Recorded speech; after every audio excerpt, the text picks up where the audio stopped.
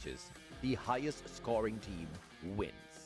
No retries, no excuses, just one path, victory or nothing. New feature, live broadcast situation. This season's live streams will include live in-game challenges. Who will rise? Who will face punishment? Don't miss a single stream. More than a game, it's your legacy on the line.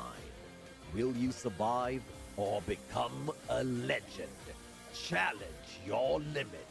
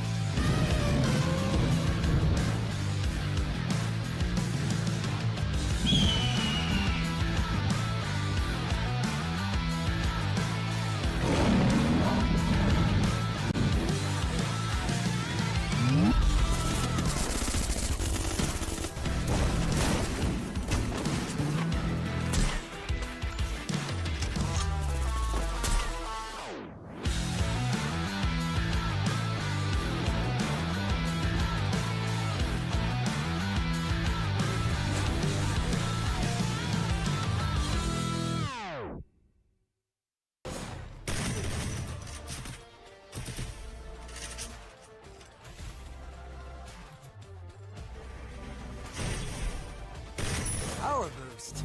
Just what a hero needs.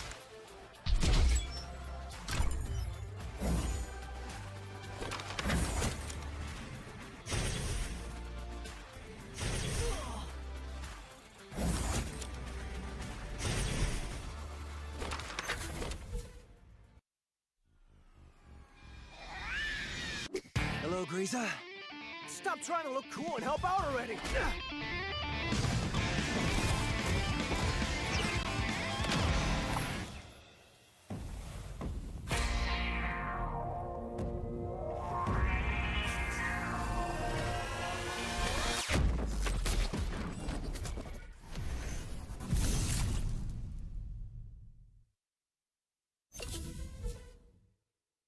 In the ultimate test of skill and strategy, only the strongest will survive. Welcome to the arena where legends are forged. To claim victory, you must challenge your limits. This season's special features. This tournament introduces exciting new challenges, unique team skills, man-picked active skills for Clash Squad mode, champion rush format, randomized map order, total prize pool $378,000. Warriors will battle for glory and the ultimate reward. Tournament format. The tournament features two competitive modes, Battle Royale and Clash Squad. Battle Royale, 18 teams, knockout format with 2 phases. Clash Squad, 8 teams in a Swiss stage format. Both modes culminate in a grand finals where champions are crowned. Knockout stage. This is where the battle begins. Survival gets real. Phase 1, April 25 till May 11, 2025. 18 teams divided into 3 groups, A, B, and C, with 6 teams each. 3 weeks, 54 intense matches. Daily format. Group A versus Group B versus Group C. Top teams advance, the rest are eliminated. Phase 2, May 16 till June 11, 2025. 1 misstep and you're out. Week 4, only the strong survive. Day 1, top 12 from Phase 1 compete in 6 matches. Only 1 team advances to the grand final. Day 2 and 3, the remaining 11 teams battle alongside underdogs ranked 13th and 14th. 1 winner per day advances to the finals. Week 5, second chances. Days 1, 2, and 3, the same format continues with underdogs ranked 15th to 17th. Each day crowns a new finalist. Week 6, the last chance. The final 11 teams, as well as the 18th team, compete across 3 days in 18 total matches. The top 6 teams will secure a spot in the grand final. No second chances, only the worthy will rise. Clash Squad Mode. Before the grand final, the top 8 teams from Phase 1, based on the overall standings, will clash in a Swiss-style tournament. Key dates: Round 1, May 22. Round 2, May 29. The top 4 teams from this stage will advance to the final day of Clash Squad Mode, which follows a single elimination format. The winners gain extra preparation time for the grand final. Grand Final, Champion Rush, Last Squad Standing. The ultimate showdown begins. Teams carry their momentum from earlier stages. Objective: reach 80 points and secure a booyah in the next game to be crowned champion. If no team achieves this after 10 matches, the highest scoring team wins. No retries, no excuses, just one path: victory or nothing. New feature: live broadcast situation. This season's live streams will include live in-game challenges. Who will rise? Who will face punishment? Don't miss a single stream. More than a game, it's your legacy on the line. Will you survive or become a legend? Challenge your limits.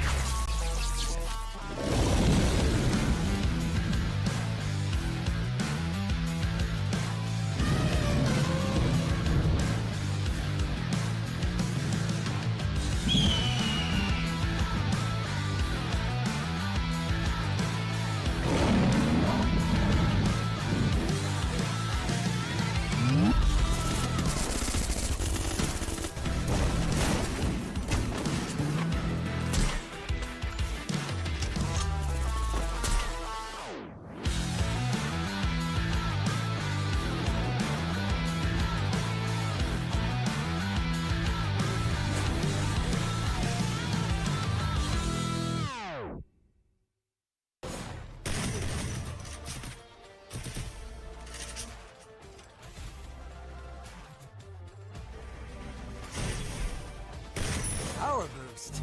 Just what a hero needs.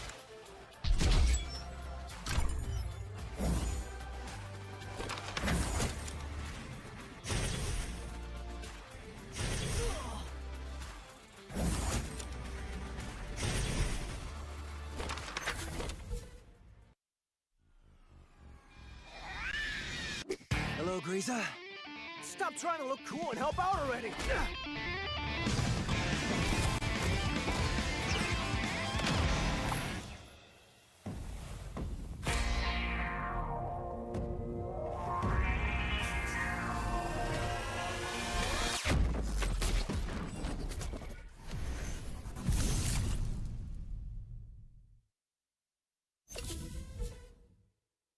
In the ultimate test of skill and strategy, only the strongest will survive. Welcome to the arena where legends are forged. To claim victory, you must challenge your limits.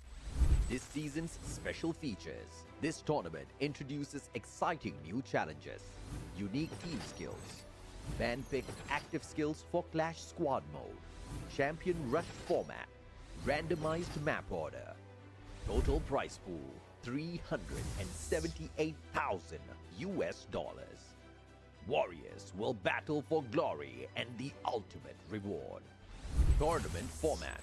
The tournament features 2 competitive modes, Battle Royale and Clash Squad. Battle Royale, 18 teams, knockout format with 2 phases. Clash Squad, 8 teams in a Swiss stage format.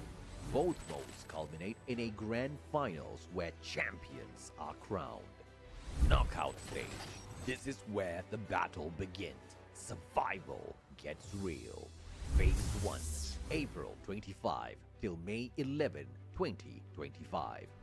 18 teams divided into 3 groups, A, B, and C, with 6 teams each. 3 weeks, 54 intense matches. Daily format. Group A versus Group B versus Group C. Top teams advance, the rest are eliminated. Phase 2, May 16 till June 11, 2025. One misstep and you're out. Week 4, only the strong survive.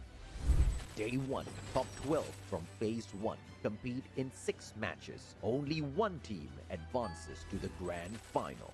Day 2 and 3, the remaining 11 teams battle alongside underdogs ranked 13th and 14th. One winner per day advances to the finals. Week 5, second chances. Days 1, 2, and 3, the same format continues with underdogs ranked 15th to 17th. Each day crowns a new finalist. Week 6, the last chance. The final 11 teams, as well as the 18th team, compete across 3 days in 18 total matches. The top 6 teams will secure a spot in the grand final. No second chances, only the worthy will rise. Clash Squad Mode. Before the grand final, the top 8 teams from Phase 1, based on the overall standings, will clash in a Swiss-style tournament. Key dates: Round 1, May 22. Round 2, May 29. The top 4 teams from this stage will advance to the final day of Clash Squad Mode, which follows a single elimination format. The winners gain extra preparation time for the grand final. Grand Final, Champion Rush, Last Squad Standing. The ultimate showdown begins. Teams carry their momentum from earlier stages. Objective: reach 80 points and secure a booyah in the next game to be crowned champion. If no team achieves this after 10 matches, the highest scoring team wins. No retries, no excuses, just one path: victory or nothing. New feature: live broadcast situation.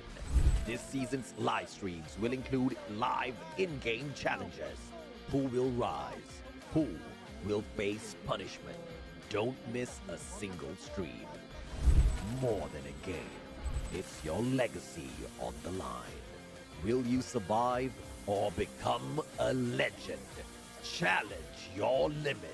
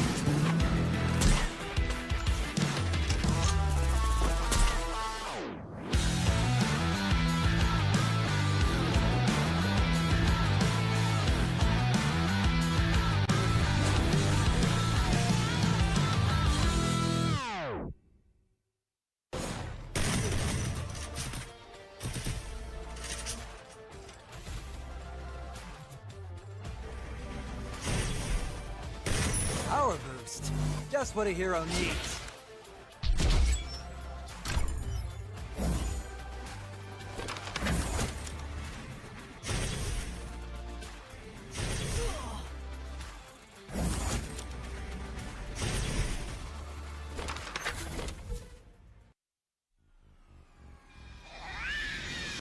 Hello, Greaser. Stop trying to look cool and help out already!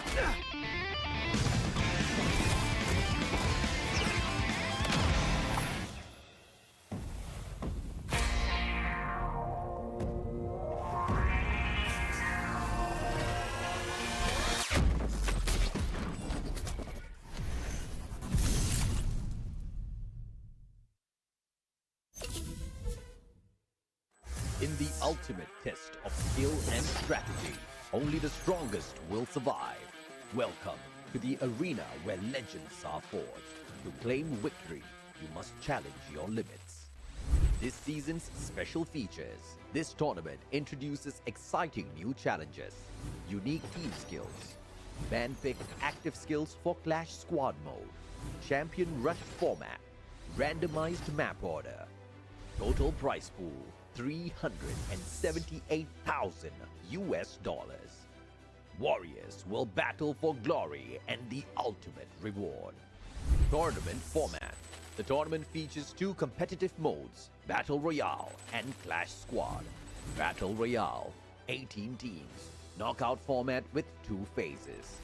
Clash Squad, 8 teams in a Swiss stage format. Both modes culminate in a grand finals where champions are crowned. Knockout stage. This is where the battle begins. Survival gets real. Phase 1, April 25 till May 11, 2025. 18 teams divided into 3 groups, A, B, and C, with 6 teams each. 3 weeks, 54 intense matches. Daily format. Group A versus Group B versus Group C. Top teams advance, the rest are eliminated. Phase 2, May 16 till June 11, 2025. 1 misstep and you're out. Week 4, only the strong survive. Day 1, top 12 from Phase 1 compete in 6 matches. Only 1 team advances to the grand final. Day 2 and 3, the remaining 11 teams battle alongside underdogs ranked 13th and 14th. 1 winner per day advances to the finals. Week 5, second chances. Days 1, 2, and 3, the same format continues with underdogs ranked 15th to 17th. Each day crowns a new finalist. Week 6, the last chance. The final 11 teams, as well as the 18th team, compete across 3 days in 18 total matches. The top 6 teams will secure a spot in the grand final. No second chances, only the worthy will rise. Clash Squad mode. Before the grand final, the top 8 teams from Phase 1, based on the overall standings, will clash in a Swiss-style tournament. Key dates. Round 1, May 22. Round 2, May 29. The top 4 teams from this stage will advance to the final day of Clash Squad mode, which follows a single elimination format. The winners gain extra preparation time for the grand final. Grand final, Champion Rush, last squad standing. The ultimate showdown begins. Teams carry their momentum from earlier stages.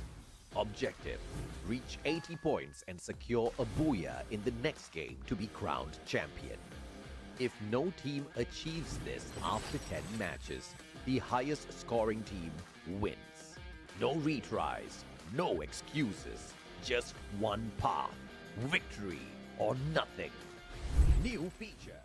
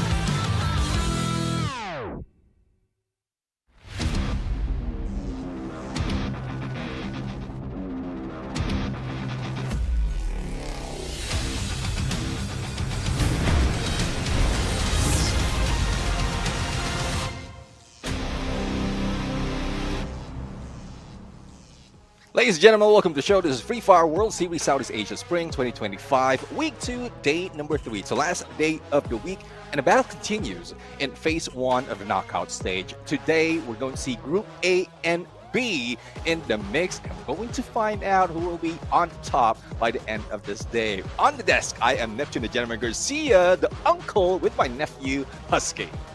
Yeah, it's great to join his family. So far, it's been treating me well. This past 30 minutes, I felt a lot of warmth and hospitality. But more importantly, I'm excited to see what Group A and Group B have in store for us. Right? I think so far we've seen some teams step up. The team that I was really impressed by is not playing today. Team Vamos, the pride of Malaysia, but the pool that we have today still is pretty stacked. And well, if Vamos has achieved something in the past week, I want to see Todak do the same.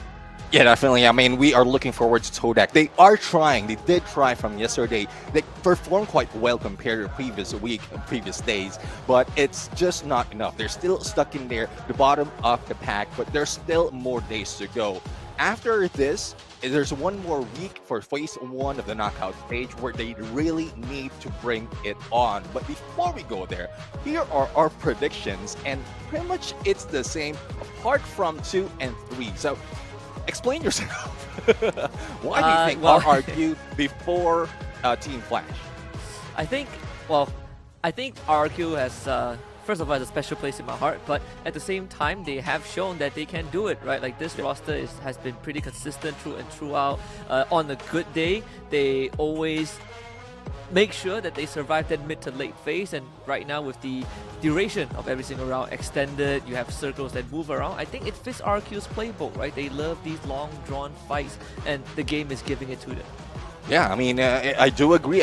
We've seen some pop-offs coming from RRQ. For me, it's Team Flash because they have been consistent, aggressively consistent, but it's just too aggressive at some point. They need to make some adjustment. But our number one is Bordeaux United, because this is where we think Bordeaux United will be waking up, because they want to get a piece of this pie. That number one spot, that champion, will be grabbing $100,000 US, and it goes down drastically on second place, third and fourth, and even for those in the 13 to the 18 will still get a piece of the prize pool, which is $3,000 US. Yeah, I know Free Fire Garena has been incredibly generous with these prize pool, and we are paying it forward, right? Like the teams have been able to get stronger and stronger. We see that motivation go up every single season. But this is the tournament timeline. We are currently sitting on May 4th, which is the second week of the knockout stage, and by the end of next weekend, we go into phase number 2. But all you have to know is that we have 6 weeks of knockout stage, split into 2 phases, for Grand Finals for Clash 1 mode on 13th June, and Grand Finals for Battle Royale mode on 14th June. Yeah, I mean, looking forward to how it's going to turn up. The format itself is quite different compared to what we've seen before, and splitting it to 2 phases is somewhat a throw-off for some of the teams, especially for those who are consistent. But it is a good sign for those who are doing best if there's no pressure of the rotation in terms of groups. But it's very difficult to adjust, especially on phase 2. That's what we want to see, how the teams that will be ending up the bottom 6 will be adjusting every day that they are part of that phase. Yeah, it is going to be pretty cutthroat, right? If you are the top 6 by the end of phase 1, you get a free pass into the grand finals, and honestly, it's quite a break, and a lot of teams will appreciate that. But you are in phase 2. Then we have to look at week 4 and 5, which is where things get really, really dicey, because after phase 1, top 12 teams of phase 1 will compete on the first day of phase 2, and from every single day for week 4 and 5, the number 1 team in the daily standings will keep moving forward, and then we slot in the team that is from 13, 14, all the way down to 17 and 18, and that is where it gets incredibly tough. Yeah, definitely. I mean, it's tough on how we picture it. We try to picture it. We'll have to see. We'll have a glimpse of that. But nothing has changed in the point system, as well as a tiebreaker rule. The Booyah will get them 12 points, 9 for second place. It goes down up until 10, and then 11 and 12 will get nothing. So they need to stack up on elimination points. And this one thing that really throws off some of the teams, especially from the preseason when this has been introduced, the unique active skill. But I love how some of the teams are like mixing it up. I've seen yesterday a combination of Tatsuya and Oscar, and that is them trying if the Oscar can be viable to replace Tatsuya. Yeah, we've seen like even in Clash mode, Clash Squad mode, we've seen the Santino, and some teams have actually brought Santino into Battle Royale as well, which I think is a very good way to not only let the teams express their creativity, but you force everyone to adapt at the same time. And the preseason was kind of what allowed them to warm up to the stage. And when we talk about the Champion Rush format, just know that we have a maximum of 10 games, but teams are racing to reach the Champion Rush activation condition, which is 80 points. And once a team hits 80 points, if that team gets Booyah in the following matches, he wins instantly. But if they don't, we do it again and again and again until we cap out at 10 matches and look at who finishes first. Yeah, I mean, it's quite tough. It's a stretch of matches overall. But as mentioned earlier, we're looking at Group A and B. Fans out there of these teams like Royale United, Todak, Team Flash, Bigatron, Esports, Onyx Olympus, Visaka, Sriwijaya, as well as Group B, Falcons, Reverse Red, Heavy, AG Global, PE Sports, and RRQ. Make sure you are ready because they are here to bring it on. And of course, if you guys need a quick refresh, here are the team lineups on screen. We've basically went through all of them. We've seen all of them. And I think the only new addition would be Visaka Sriwijaya. But even in that team, right, we have some familiar faces like Gardu, who has played in the league for quite a while. I think like 2 years, 1-2 years at this point. So overall, today's roster is a good mix of the predators and the prey, but we want to see those prey rise up and evolve. Yeah, it's either the prey will be turning into a predator or they will just be praying to the RNG gods, to the Free Fire gods, that they will not be taken out first, because there's a tough battle. We're seeing Team Falcons, we're seeing Reverse Red, and we're seeing Royale United. So far, for Royale United yesterday, they didn't pop off quite well. To be honest, within this week, it's quite different. It feels different, but Get High did explain that they were sleepy. Is this the time that they will be waking up? Because once they wake up, it will be their morning. And then, I mean, I do understand. So far, like the ones above them are coming from Group C, and they're not playing for today. So it's a huge chance that they can take that #1 spot by the end of the day, because they only need 57 points to overtake them. And not only that, they still have one more week, before things really get into the dangerous territory. Like everyone becomes a must-win one. And if you tell me that on a sleepy day, BRU can still maintain second place, imagine the days where they actually have both eyes open, right? So I think overall it's just a BRU thing.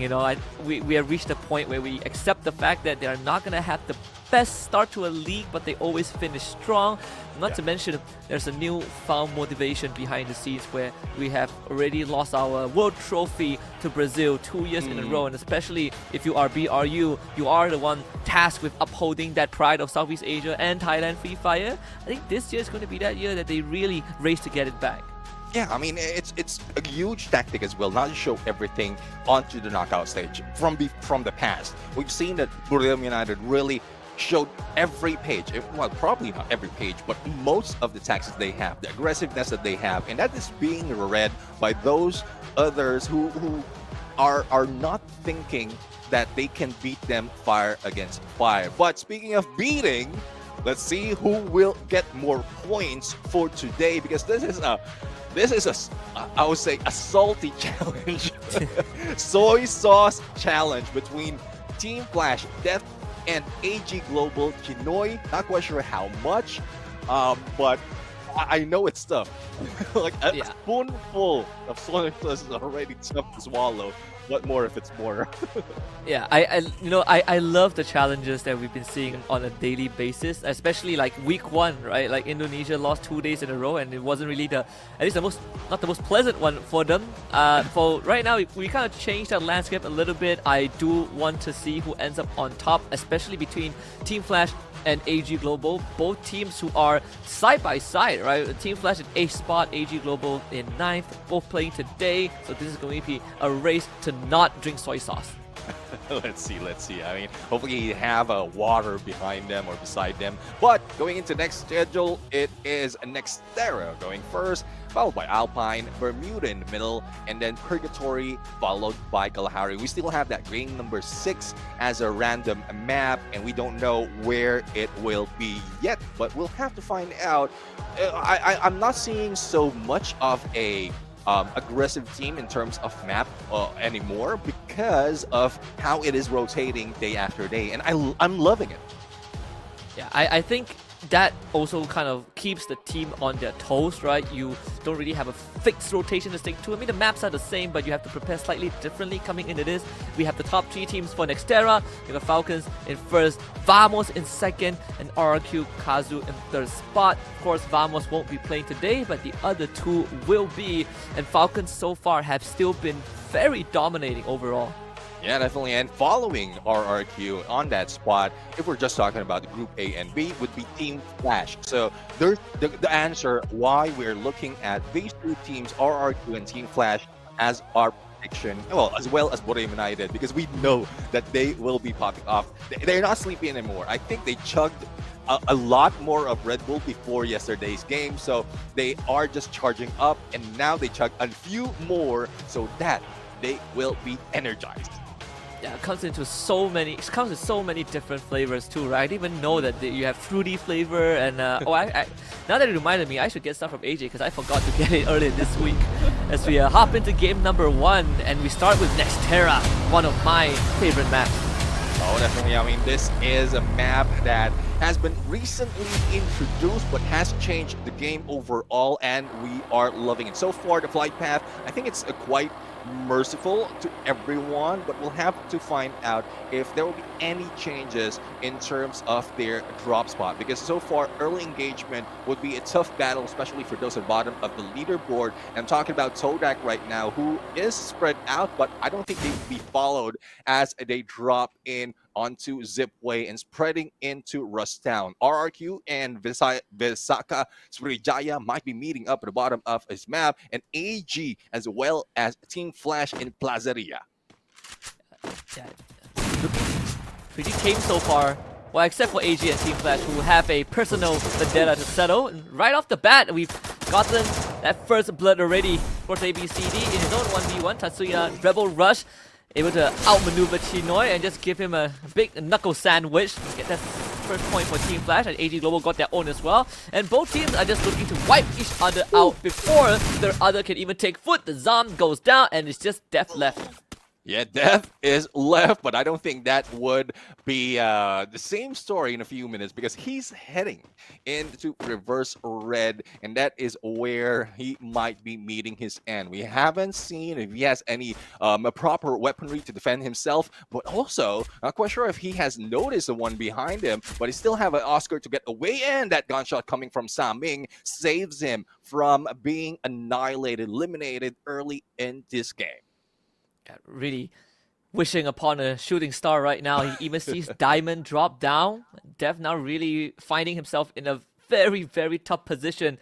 And Reverse Red, they're looking to spread out into their usual formation, even rotating up to that northern side. So Dev gotta really hold his breath right now.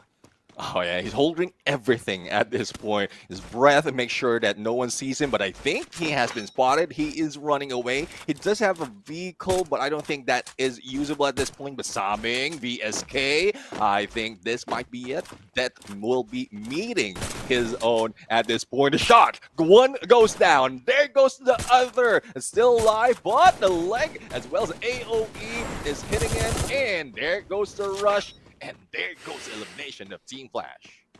Very unfortunate. Not the start as you want. Right? You get crippled in the hands of your rival today, AG Global, and it was another Thai team that ended up taking them out, even off screens. We got Indonesian teams going off. Onyx and VSJ both getting a couple of eliminations for themselves. Reverse Red, I think this team, you know, there was this period of time we looked at Reverse Red and we think to ourselves, where was the one that won the Mobile Masters back then in Brazil? You know, ever since then, they have never really looked the same, and I think we are still looking, searching for that Reverse Red up to this point in the 11th spot. But I do hope that this year is going to be the year that Reverse Red gets back to that prime. Yeah, they handed that reverse card and they changed their aggressive to a more tactical and passive approach, but it's not working for them. And hopefully that will come back. That will be brought back. But speaking of coming back, Heavy needs to bring Mufasa back because he has been eliminated. Get nice. Again, Reverse Red are the ones gatekeeping any teams, any stragglers who is being beaten down by the other opponents. Just being very slow and tactical, like you pointed out, and in fact now might be able to get a second point for themselves. Saming makes sure that it is secured. So Reverse Red not in a rush, they're taking it slow and steady, but they're making very gradual progress, right? Not being challenged by any other team, but also getting gains along the way. Yeah, there's one thing though. I mean, I'm loving how they're adjusting, but I'm missing how aggressive they are. It's because our perspective, like for a caster's perspective, it's more exciting to see them as it is, just rushing, taking down anyone in their path. But if this works for them, if this is something that they can carry on to and probably get a championship, why not? But again, it's quite tough to not see them with all those elimination. They're being left out in grabbing all those points, and I think they need to do more. At least in the average points that they've gotten, you see the improvement, right? Like week 1 is 42 plus 54, and then earlier this week on Friday, they clocked in 80 points, which is more like the average that we're used to seeing on a Reverse Red portfolio. VSJ, they themselves also started off pretty darn well. 4 eliminations under their belt and not contested at Plaza Ria, except for a kill order issued. Although we can't really see it right now, it's been blocked by the challenge points between AG Global and Team Flash. But overall, VSJ in a pretty comfortable situation. And one thing for Visaka Srivijaya, this is the tandem or the combination of groupings where they were slowed down. The following day after Group A last week, A and B last week, that is where they pop off. So we're still looking for that. Best J at this point, but Traps has spotted them, took down one, recovery has been done, and Todak jumping in, thinking that they haven't revived that guy just yet. That is a wrong move. We're talking about Visaka Srivijaya at this point, and they're getting angry. And Todak, they do just have to lay in the bed that they made for themselves. It is just too much firepower from VSJ. Guns even has time to bring his friend back up. Todak will be forced to back off. At least those who are not in the battle, but they decide to just commit because why not? Vice and Fidel is actually getting work done. Maybe it is the right move after all. Todak getting a full wipeout despite a poor start. Apologies, Todak. It is my bad to questioning your move. And again, I guess with Vice on the rooftop above and far away from the engagement, there's an exit strategy, but they didn't really exit. They are fighting in there, giving a chance, and one recovery after the other gave them that winning battle. Now let's see if that will happen. Onyx Olympus, who is a top eliminator at this point, is being chased by Reverse Red, but Diamond, who is linked up with Nameless with it Cassie. Let's see if Electric Therapy can save him because he is heading into core Onyx Olympus. Instantly seeing that ice grenade being thrown out as well. Onyx Olympus trying to reposition by Adam. Caught with his back turn. And Diamond instantly gets an easy knockdown. Now the rest of Onyx Olympus will be dismantled. Saming, Exposy, they all clock in 1 elimination each. And this is just a full-on takedown by Reverse Red. That's the Reverse Red that we all know and love. Onyx Olympus are out. Yes, I ask and I receive. Diamond in there having that P90. It's not so much on the damage with only 49 damage per second, but in terms of rate of fire, that is a lot. And the same goes with the Bison that has been used by the rest of Reverse Red. But they are being challenged by Bigatron Esports at this point already with a 4 elimination. But they flew away. But Saming has been tagged by Faiz, and he will be taken out. But that's one casualty, and a lot more has been taken already to revive him. So Reverse Red will still be in a fight and ready for that battle. Yeah, very smart, very instant decision, right? They cut their losses. They almost lost Exposy as well because the shots from Bigatron were actually very precise. So Saming gets brought back. Reverse Red will have time to reset. But for Heavy, they've just been at least tagged a couple of times by Fire's MKS. So you see that detour being made by Heavy, crossing, deciding to go for a swim in the river. I mean, that's one thing. Once you have been spotted, you need to get away. I don't think they had an idea where BTR is shooting from. Thus, they went into the open. But Faiz didn't really like shot at them, even if he has that AWM. I mean, 90 of damage. It's so much that he can put in, and the range is achievable as well. The question is, how will they be going against the teams already inside of the blue? Because Bigatron has repositioned in anticipation of where Heavy will be rotating. Yeah, the intention is very clear from BTR. Intercept where Heavy is heading towards and try to get those points. Thankfully, Get Nice did scouted them out, so the intel relayed doesn't really save Heavy from a sticky situation though. Blue Zone is closing in, they are still out in the open, no buildings to work with, only a couple of trees, so they just have to make use of this glue wall. This is where those utilities will have to come into handy, even Get Nice having 2 more left in his pocket after dropping the first one. And let's see if they will be able to get back on track. But we are seeing the Brew team, Brew United, on top already. They're just watchers at this point. They are just waiting for the opportunity, because the shift of the circle as well from 3rd to 4th will be something that they need to anticipate. Now, RRQ right now, no elimination just yet. Just staying quiet. They still have 9 teams to play with, or 8 teams to play against, and a potential of 32 total points, if in case they will be eliminating everyone. We haven't seen a team who's done that, but like it's a good chance as well. If you stay quiet, untouched, unspotted, then you might be able to get them, especially if you're in the spot where Buram United is. Yeah, and up to this point, RRQ has been making very smart rotations, but conflict is inevitable, right? We've extended round time. Eventually, teams are going to slow down the pace because there's lesser sense of urgency, and it gives us these kind of mid to late game where you get multiple teams in the same area. Jonah has already fired his shot, so Cypher gets knocked down, and RQ, they're gonna hear this happening and might even consider chipping in, depending on the situation. Maybe he's gonna play around this window, and in fact, it's AG Global becoming the victim as they were sandwiched in between BRU and RQ. Well, I mean, that window, the position that you can take from that window is quite tough to eliminate AG Global, but it's a good spot for RRQ as well to hide away. But just in case someone will be rushing in, like Reverse Red, who's already jumping in, that might spell trouble for them. But they went in between. They don't want to deal with Boreo United, who's spotting everyone from above, and that's just a location check from one of the players of Reverse Red. So let's see if that word worked for them. But no, Exposé has been taken down, and he will be bleeding out. Well, Diamond will be bleeding out as well, and there's no help coming in because Don't Cry is dealing with Saming, and Reverse Red eliminated. What seems to be a strong start ended up being a pretty early exit, right? Finishing in 8th spot. Reverse Red having 6 eliminations under the belt, most of it from the early to mid game.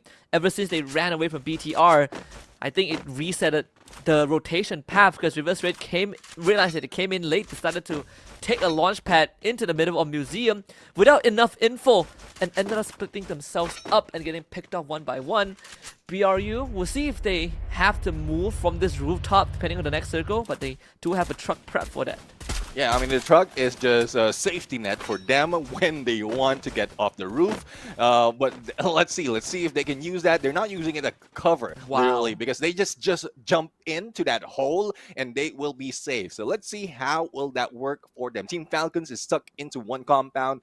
Everyone's just taking real estate right now, rent-free for the moment. But in 20 seconds, they will need to move out because they will be evicted by the blue.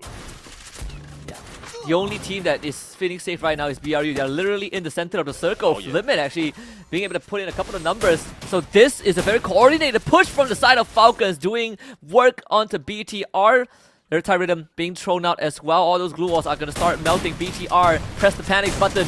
They didn't expect Falcons to move this fast and this precise, and this building will be under siege. 3 in the left side of the corner. Peter and Potato will have to try and break this one apart. Potato actually fights Code down, 4 people in the back line as PE Sports show up out of nowhere to spoil the fun. That's one thing. If this small circle, you stay outside, it will rain, and PE Sports just rained fire on them while they were dealing with Bigatron Esports. But Limit still live, and KK, what is being as well from above. Now, BTR still alive. They have lost Koja, but I think they can defend themselves against PE Sports, but they are outside of the fourth phase of the circle. As it go into the fifth, they need to move. PE Sports pulls out that monster truck, but not quite sure what's the ideation here. They won't be able to use it because it's stuck in the wall. And the circle forces them to go the other way. BRU now gets free picking. It's total chaos. BTR and BRU both shooting at PE Sports. And RRQ now decides to join in. Riptide Rhythm breaks down that glue wall, so LBT is trying to get Don't Cry back up. Don't Cry still gets shot to the ground. And then Riptide Rhythm being sent out. Keong getting picked up by Moshi. Jonah with a grenade. BTR is gone. Falcon also getting bombarded. And I think PE Sports is next on the menu for BRU. And there you go, final hit from Grenadier himself with a Woodpecker, and he was able to bring it down, and there you have it. 3RU, 8 elimination that started with 0 when they dropped into this rooftop. That's what I'm talking about. Safe, secured, but still very tactical in getting all those elimination. Now let's see if they can spot anyone from underneath, or will they be using the truck, because I don't think there's any way that they can rush in onto that compound without being taken out. The circle is going to start moving too. It's the first time you see a safe zone migrate, but comes at quite a hefty cost, right? Of BRU now having to give up their safe spot and still able to take out Dudes, at least break his armor. Abai also starting to take some damage to RRQ Kazu. They have means to intercept BRU, but one of the main challenges is BRU are so patient with their movements. Yeah, definitely. I mean, so far, top 4, different region. The question is, for you, Chad, out there, which host are we going to see later on? Who will be grabbing this booyah, whether it's Thailand, Malaysia, Vietnam, or Indonesia? Take your pick, put it in the comment section, because we're just waiting once the battle ensues at the closing of this blue. Just like what we pointed out in the intro, it's a good spread of the top predators and those who have been preyed on so far. You know, Todak and Heavy, the ones that closer to the bottom, but then you have BRU and RRQ. Todak is going to start making their move, and they're running straight towards RRQ, whereas BRU, they're going to take the launch pad straight into the center. They want no part of chaos. Oh yeah, I mean, they want to get away, and I was thinking they were using the monster truck to get away, but no, they're smart enough to have that launch pad. But speaking of which, RRQ will need to be smarter to get away from all this carnage, because they are being chased not only by Todak, but also by United, who's already stepped into the middle. Yeah, Abai has used all of his glue wall as well. Dus ends up taking himself out, and he's gonna open them to Todak, who are running straight in, and also BRU still shooting at them, and somehow RRQ are fighting back, wiping out Todak despite being at a disadvantage in terms of numbers. Fire is also getting spotted out. Wasana with the final shot. Todak ends up getting wiped out. And there you go, Melters and Riptide Rhythm to take away the cover of Borneo United. Get High has been taken down by Mufasa, and they are in a safe spot for Heavy and RRQ, and their target are the ones out of the open. They're just sitting ducks in there with only one boulder, but Heavy thinks otherwise. They want to deal with RRQ, who's close behind. And RRQ will be forced out of the hidey hole too. It's time to start moving. The circle finally settling down. But RRQ Kazu, they want to start rotating closer to where BRU is so that they can get a better shot at dealing with Heavy once BRU goes down. And in fact, Heavy, with the protection, with the cover of the wall, they can take this slow. It's BRU against RRQ with utilities flying out left, right, and center. Whereas Heavy, they're coming in right from the middle, and BRU starts to rotate.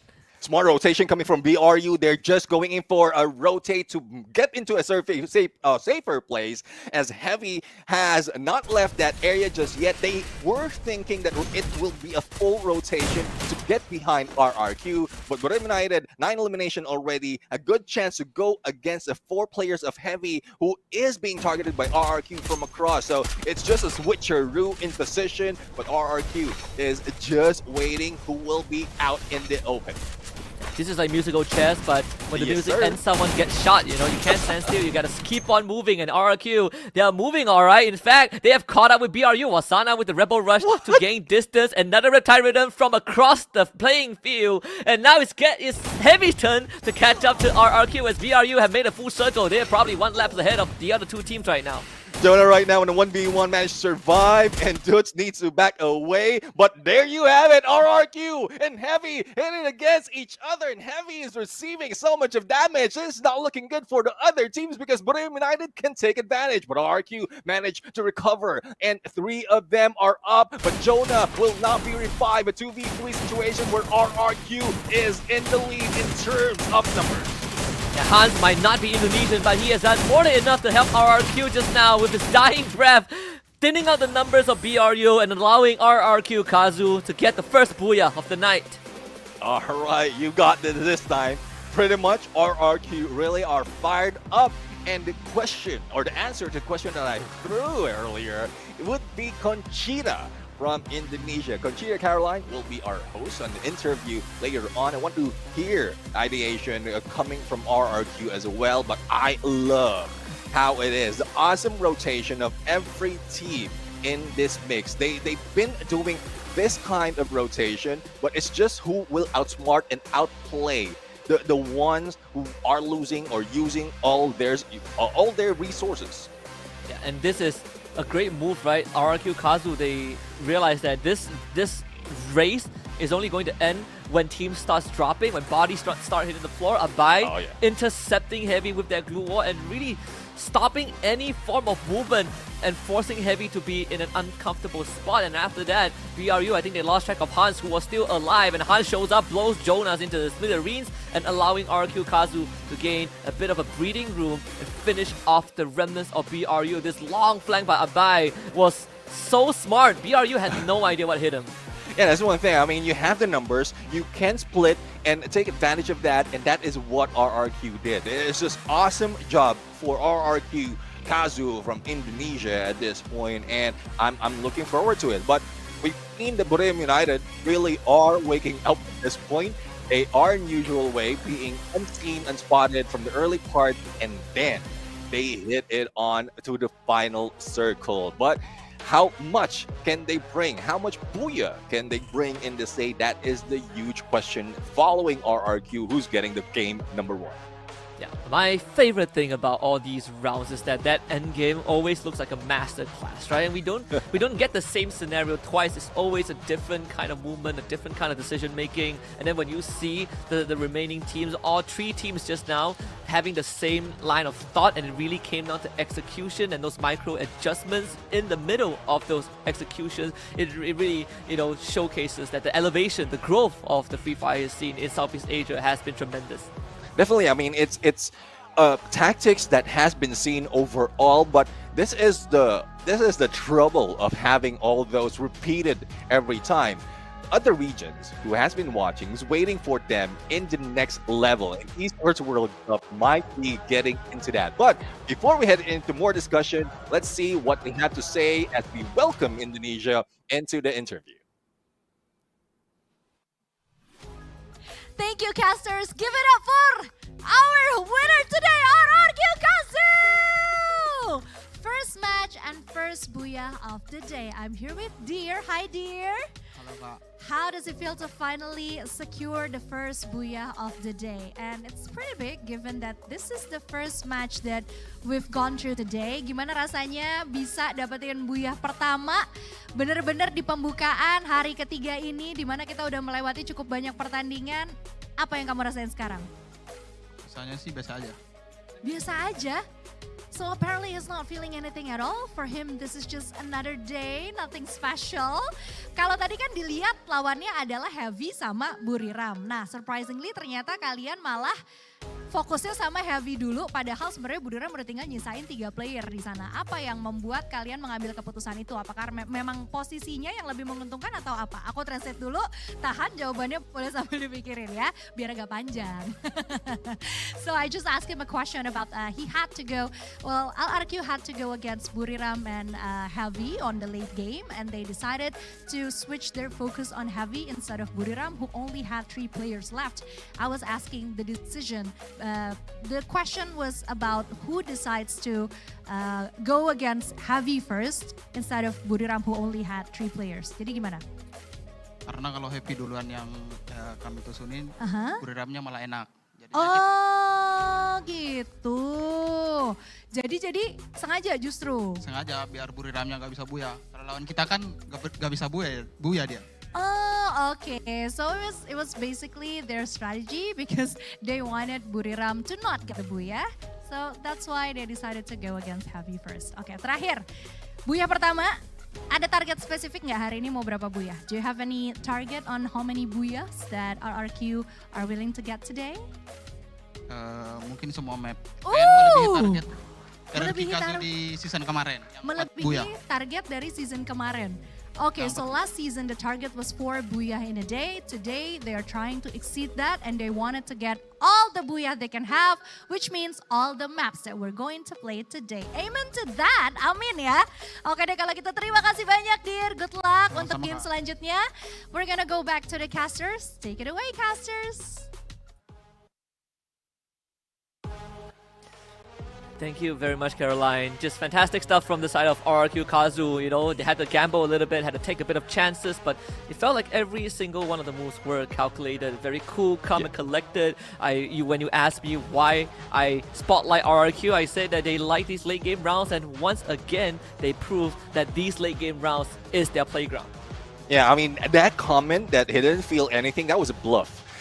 That was a bluff at this point because even like RRQ, I know RRQ is tough, but at some point you will feel something. But it's just that they are not letting their emotions get through with their decisions. Thus, they made that double back against Heavy on that final 3 team battle, and they made the right choice. And they are taking advantage of the numbers that they have as well. Priority is to save their teammates and defend them, and that is what we're looking at right now on the highlight.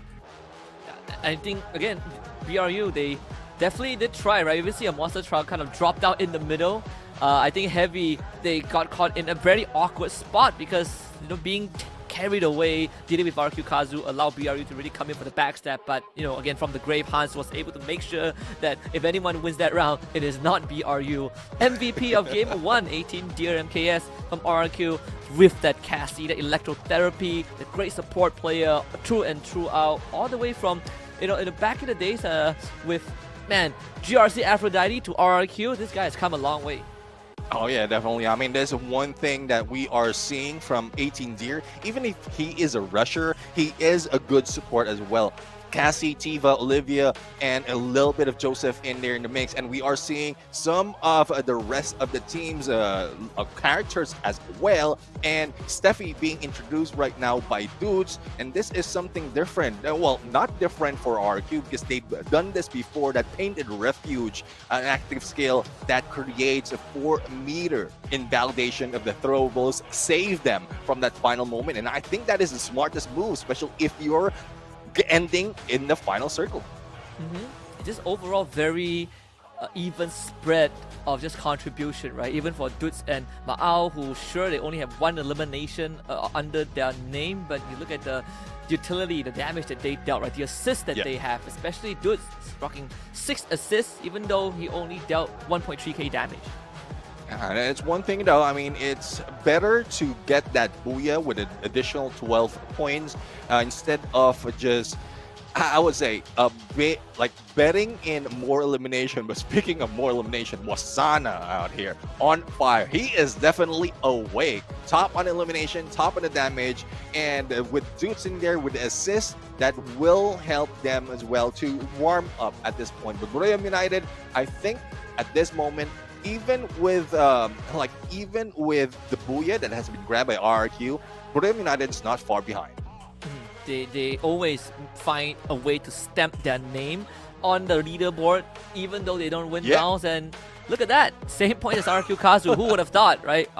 They still get 21s apiece for both teams. Todak also a very impressive round, coming in 3rd place, just edging out Heavy by 1 point due to eliminations. This round has been pretty, I think, that's delivered on its end. We wanted to see Todak show up. They did in round number 1. Every team except for, I guess, Team Flash had quite a decent run. It's only Team Flash that really took a beating early on. It hurts me. It hurts me. At some point, like once we get in a prediction, one team will be taken down a little bit early. But Hopefully you are using the Samsung Galaxy S25 Ultra, because with this you will not be taken down, because it is equipped with a next generation Snapdragon 8 Elite 4 Galaxy processor and an enhanced Vulkan engine, as well to improve ray tracing technology that will deliver not only the booyah but more illumination because of the outstanding performance with a smooth gaming experience in this mix. Yeah, it really comes in a full package. You want optimization for gaming, you have it. You like to take photos and videos, they have it as well. And in fact, AI technology is very well integrated. You want to get rid of some random stranger who photobomb your shot, go ahead, just crop him out. It's so nice, because I've had some friends who got their hands on the phone and they've really been showcasing it, flexing it on social media. But I gotta admit, it looks pretty dang nice. That's one thing though. I mean, if you're using the ones who's getting all the photos flexed in the social media as well, that definitely is something that you need to get, because most of the time the actual phone that you're using is not even featured. But speaking of featured, we are featuring right now RRQ Kazu, who grabbed their first booyah for today in Nextera. I'm talking about first booyah because I'm expecting a few more coming from them, unless other teams want to stand up. I think they have to. I think the one team that is very, very hungry right now is going to be Team Flash, right? Game 1 didn't do them justice at all. To a certain degree, I think AG Global also took quite a beating. When we look at the top 3 teams on Alpine, we got WAG, BRU, and RRQ. Again, WAG is not going to be playing today, but BRU and RRQ Kazu are, and they just tied by the end of round 1. Yeah, I'm here to add a few more on that top 3, because WAG is not playing. The next in line who is playing today is Bigatron Esports. So one each has grabbed a booyah already in here. And well, there's still a huge question. Who will be getting it? Who will be getting it in Alpine? I know we wish for Borayam United, because this is like Borayam United has treated this their map, but from the other days that we've seen them, they are not showing up. So let's see if this is the time, or probably other team will be show up, because we're flying in all fine in Alpine. Better grab your winter coats or mittens or whatever it is that keeps you warm, because it's about to get heated pretty soon. All gloves are off. I think this season, at least start of this year, I don't know if it's the change of format or the fact that we haven't had the World Championship trophy in our region, but the teams are fired up from the very beginning, right? And I think it's a nice start. No lesser experimenting and all just guns blazing. You don't have 4 weeks to kind of smoothen out the rough edges. Is phase 1 ends and you are going to be placed on the dock for phase 2. Again, very forgiving flight path. Teams that like to go to Snowfall and Garrison are going to have a really great time. Same as Vantage as well. Even for WESJ, very spread out around base camp. Yeah, let's see if there will be any hot drops that will be happening early engagement, possibly because some of the teams are not just dropping in one specific area in their drop spot. They are most of the time spread out. They want to get information. They don't want to, I would say, chase after the loots of their teammates. So that is one thing that can be troublesome for others, because as we can see, RRQ and Abe are stragglers from their team's drop, and they are now fighting a little bit early, but there's still more hope for them. But on the other side, it's Onyx Olympus and PE Sports right now, and Forest Red, and I think it is running red with all the blood. Instantly getting a trade on both sides. Don't Cry getting his finisher too. Of course, off screen, we got BRU putting out a contract onto Faiz. He was intercepted by Adam. Instant revive onto Zairu.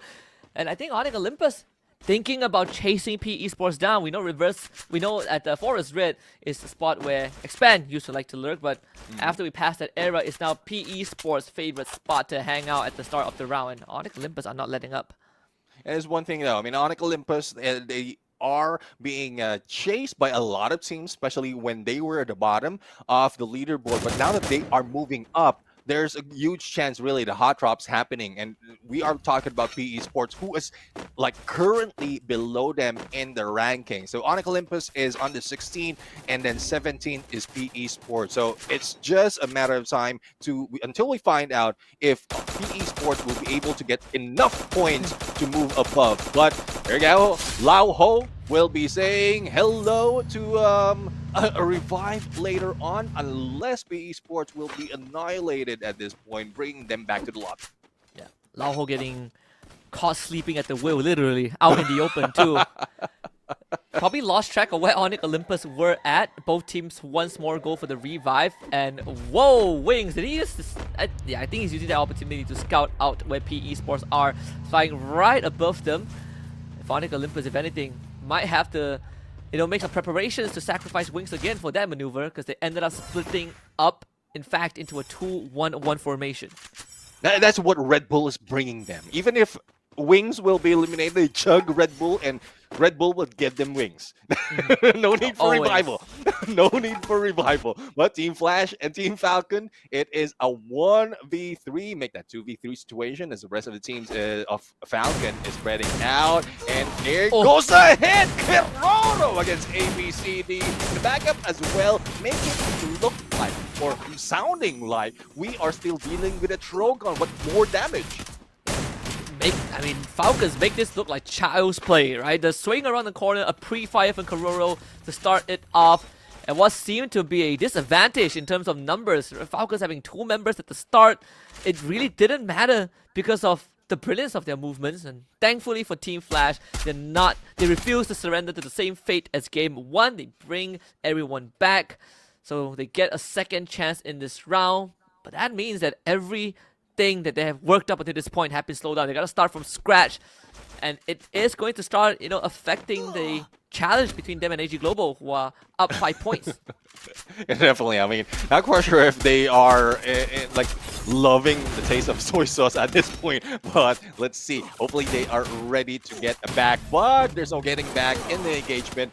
Bisaka Sriwijaya being hit, and Joel will be taken down as he flies away. But it's a good thing Obey will be able to get back on vantage as well as revive their teammates. Even if there's no vending machine, he can use that revive platform to get one and then loot up, gather more free fire coins, and then revive the rest. But it will take them a long time. As you did mention earlier, once you reset, it will take a toll on you, especially as everyone else has their weaponry as well as armors.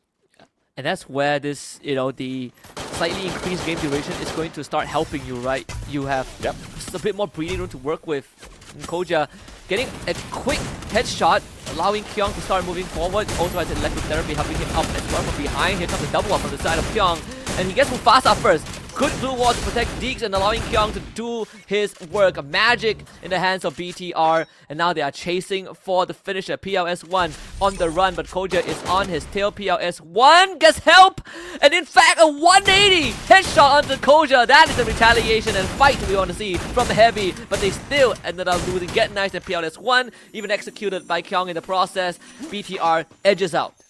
Yeah, but still, Heavy still is alive. Not yet eliminated at this point, but it's one thing for teams who are getting close to the top 3 from previous map. They are fired up. They are aggressive. And I think that is what Heavy is feeling right now. But that they have an exit strategy, and that is from one of their players. But again, a reset is about to happen for them. We're still in phase 1, going to phase 2 of the circle. But BTR, Bigatron Esports, a team who are really aggressive, dubbed as Giant Slayer. Let's see if they can slay more. Yeah, started off by constantly being the thorn in the side for Team Falcons, and now looking to expand that repertoire, right? If you only slay Falcons, what if Falcons are not in the lobby? Although I would say we gotta put that play by PLS1 on the highlight reel, because that was just pure mechanical brilliance. Oh yeah. Not a lot of players will manage to do that spot on compared to what we've seen from PLS1. And let's see if someone else will be able to do it, or will he be able to do it once again. Now, Team Flash right now on the edge of the circle. AG Global as well in base camp, and they're just waiting. And AG Global has been this passive team because of how their snipers are working, but hopefully that change as well, because you cannot depend much on Do and your snipers. Even Baro is wearing sniper as well, but they need to be a little bit aggressive at this point. Speaking of aggression, Team Falcons, Kip Roro and the rest taking down wings. Falcons did get off to a heated start, but you can see that they have definitely recovered from what looked like a shaky beginning. Now picking on members from the side of Onyx Olympus, that's 4 eliminations. They get vehicles to help them transfer as well. I say that one goes up in flames, so maybe not really the best. They're still gonna use it though. All of them are gonna use it. Okay, let's go. All right. Let's see if they are just testing their luck. But Sairu is in there. If he can manage shooting them out, probably an RGS, and that would be Team Falcons. Wings clip eliminated in a not so fashionable manner. But as you can see right now, a lot of teams are outside of blue, and it shifted a little bit northern part and far away. LBT caught out and open. The rest of PE Sports is just a few meters away, and Team Falcons, a good thing that they were not shot at with that smoky beagle. Yeah, which is, I think, a miracle in of itself, right? They took a big risk, but I guess it also scared PE Sports seeing 4 dudes in a burning truck driving towards them at full speed. That actually allowed Falcons to establish themselves in this perimeter and even get a knockdown elimination onto LBT. Falcons now getting more challenge, retaliation from PE Sports, but Potato finds number 2. LBT gets brought back up. Time Turner expires. LBT doing his best, but Falcons are just overwhelming and allowing themselves to get 3 more points, make it 7. Lao Ho flies away. Limit can't land the final shot. Lao Ho survives. Yeah, he survives with a sliver of health, but the launch pad is in there as well. What can you do with that mini Uzi against this SVD? By nothing! That is the answer. Nothing, because he knows exactly how to snipe. That is Limit X7 that we're talking about. Snipe was impressive, but how did he land in that tree? I didn't even for a second thought that would be a possibility. Good on Lao Ho from finding that spot. It's just not enough. Onyx now will be caught in the back by Limit, who is all alone but for now, but that Riptide Rhythm is going to make life difficult. Zairu having to expend at least 5 glue walls and still ends up getting sniped. Crime MKS will have no way to save his buddy, would just have to take the launch pad out of there. Zairu is a guy that Team Falcons passed by earlier going solo, and I think just recovered one of their teammates. But it's a good thing that revival has been done, and Zairu will be revived once again. Team Falcons going into the edge in a chase, but I don't think it is just Onyx Olympus that they're waiting for or chasing for, because Bisaka Sriwijaya will be in here. Gardu, Guns, and another one already in front, one in the back, and hopefully that one guy will be able to survive a little bit longer from the blue, as well as backstab Team Falcons or spot them just for information. And I think they have already done just that, firing a shot at Kororo, and that's a declaration towards Team Falcons. If VSJ can draw the attention of Falcons towards the main lineup, then that would be great. But Falcons, they are going to take that portal goal and reposition, relocate themselves. In fact, vending machine, revival point, everything that they need just in case will be nearby. So that entire setup, a potential setup of VSJ, has now been nullified. And let's see if they will recover at that point. 11 teams remaining at this point, 43 survivors, and Reverse Red doing what Buriram United did earlier, probably hoping that they can get the top 3 spot as well, because if in case this will work for them, and that would be the start of their progression in increasing their points. Below them is RRQ, and there's one thing I love about RRQ. They know how to position themselves in the middle, or somewhat in the middle of the next phase of the circle. Thus, they always end up, if not top 5, top 3, or getting that booyah. And on top of that, just to add on to your point, they also cover their bases, right? Like, a lot of teams struggle when they are in big compounds, such as the one that RRQ is in right now, just north of Carousel. But RRQ they are confident in their gunfights, but at the same time, they make sure that the important entry points are being watched so that if a team wants to rush in, they are going to be ready to respond to that. So despite being sandwiched by multiple teams, they're not really threatened, unlike Onyx Olympus, who are being threatened now by Falcons. I'm quite surprised on how aggressive Team Falcons is, and I think they really need to catch up on the point if in case they want a safe spot. And Onyx Olympus right now being rushed, Potato, and I don't think they will be able to get through that glue wall. They need to get in, but no! On the other side, it is Heavy who's putting in damage on Onyx. Caught between a rock and a hard place. In this case, between a Thai and a Vietnamese team, and Onyx Olympus choose to go down. Not that they have a choice in that matter. Heavy getting majority of the damage dealt, and Falcons picked up the scraps. AG Global now in front of Team Falcons fighting against VESJ, and that one ended very, very quickly. VESJ wiped out in 10th spot. And the first 4 points from AG Global coming from Bisaka Vijaya. But again, the passiveness from AG Global compared to what we've seen before, most of the time it is Ju who's initiating those damage, and then once a knockout ensues, that's where AG Global are rushing in. But it's not happening just yet. But they have spotted Team Falcons while they are on the way in the next phase of the circle. But it will be tough for them. They need to rotate on the other side just to get away from harm. But I don't think Team Falcons will let that go. And Team Falcons, once they warm up their engines, they are a force to be reckoned with by seemingly turning impossible situations in their favor, which is what got them the EWT trophy in the first place. Still holding the global record for 40 points in a single round, and even they themselves have not been able to break it since then. Karoro around the corner, that's going to be Chinoi, isolated, and the glue walls from the side of Team Falcons are actually benefiting them and blocking off AG Global from their own rotation. See if they will be able to rotate even more. Team Falcons know where to go because of the chase against AG Global. They are left out in the open.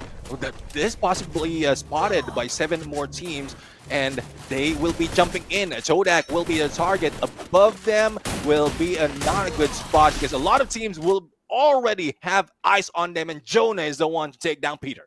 Yeah, they lost 2 members, one to Todak, one to BRU. Jonah poking his head out from that doorway, and now Falcons have to do a 2v4, but we've seen that happen before. Todak will be able to stop it in his tracks in an instant. Karoro stood no chance, and Todak barricade themselves in this small building. Potato is the only one left outside, and nowhere is safe. AG Global now shows up, traps have to deal with 3 people at a single time, but that glue wall will buy a bit of space. Chinoi ends up getting taken down by Noki, and now Potato gets challenged, and in fact wins the 1v1 against Cypher before going down to reverse red. Oh, they have been saved by Potato at that point, but Todak will not be saved in that moment. They had to step out, not quite sure why, but AG Global is ready, prepared. Though Cypher has been lost, they have a huge amount of elimination at this point, and a lot more once they jump into this mix of chaos that's ensuing. And BRU, let's see if they can win out a little battle royale with multiple ops on their tail. Jonah defines gets nice, the blue wall goes down, they barricade themselves outside of the building, and in the end, it's AG Global that goes down first, but it's not end just yet though. It's not done just yet. It's just the beginning of this pandemonium as Heavy becomes the next victim. Team Flash loses 2 of their members to BRU, and BRU have survived the first wave. Second layer now is BTR.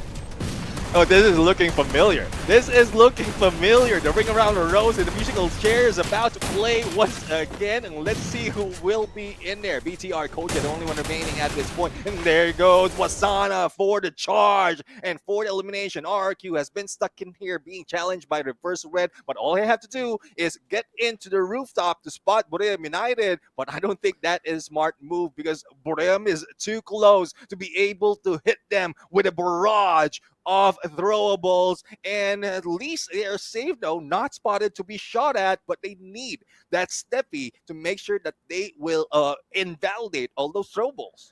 Look at all the utilities from the side of BRU. Reverse Red are on full survival mode, and it gives breathing room to RQ Kazu. I think right now they are just going to try and play safe, even throwing out glue wall melters in case Reverse Red tries to take a stand on ground floor. And Reverse Red, they are going to just take it straight towards ground floor as BRU now comes in from the back. RQ Kazu becomes their victim instead, and Reverse Red will take the opportunity, hop on the truck. It's time to migrate to the actual safe zone. Yeah, let's see if they will be able to be safe. All those melters being thrown on Brim United, and Wasana is in there. I thought he will be able to go for a knock earlier, but he just knocked and went away from that door. Reverse Red right now, putting a lot of pressure on Brim United, but no takedown just yet. They are backing away onto the high ground, and RQ will be flanking onto the left. Let's see if they will be pinched at this point, because Reverse Red really needs elimination point.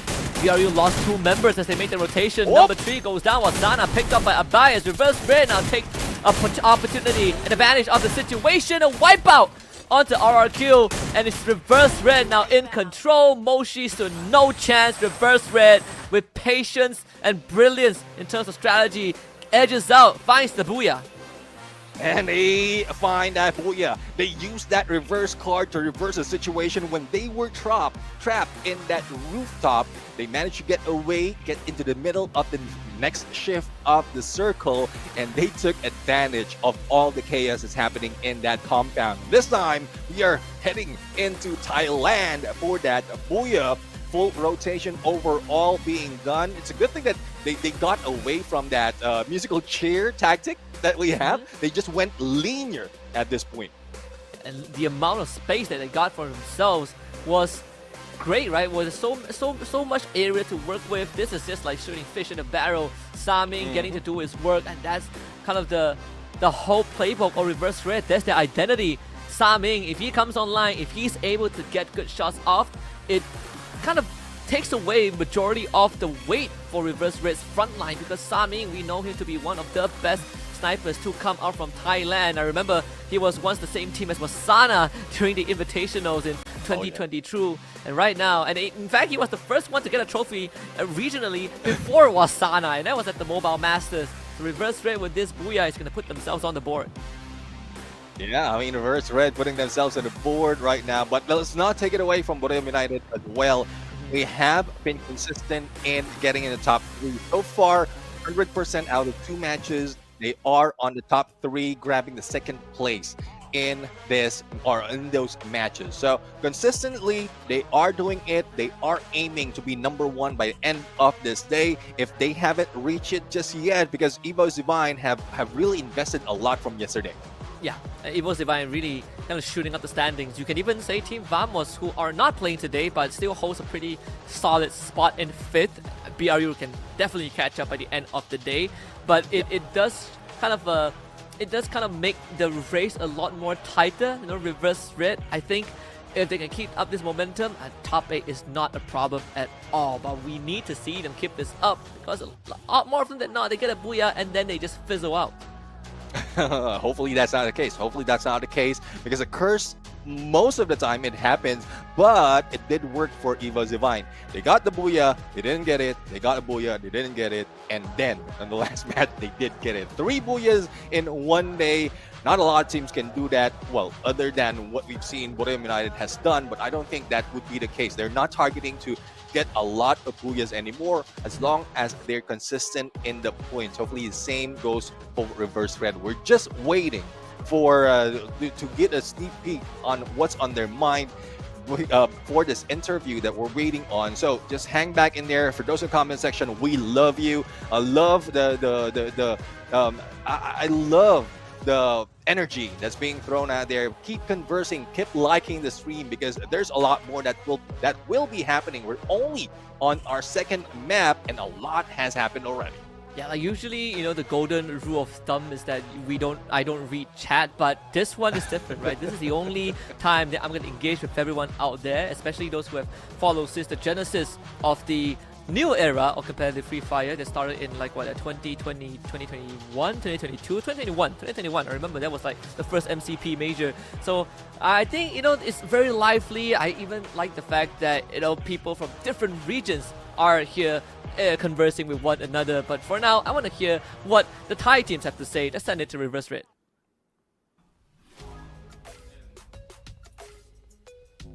Hi guys, welcome to the interview session. Today we're here with... Red Diamond ครับ So, Diamond, let me ask you a question.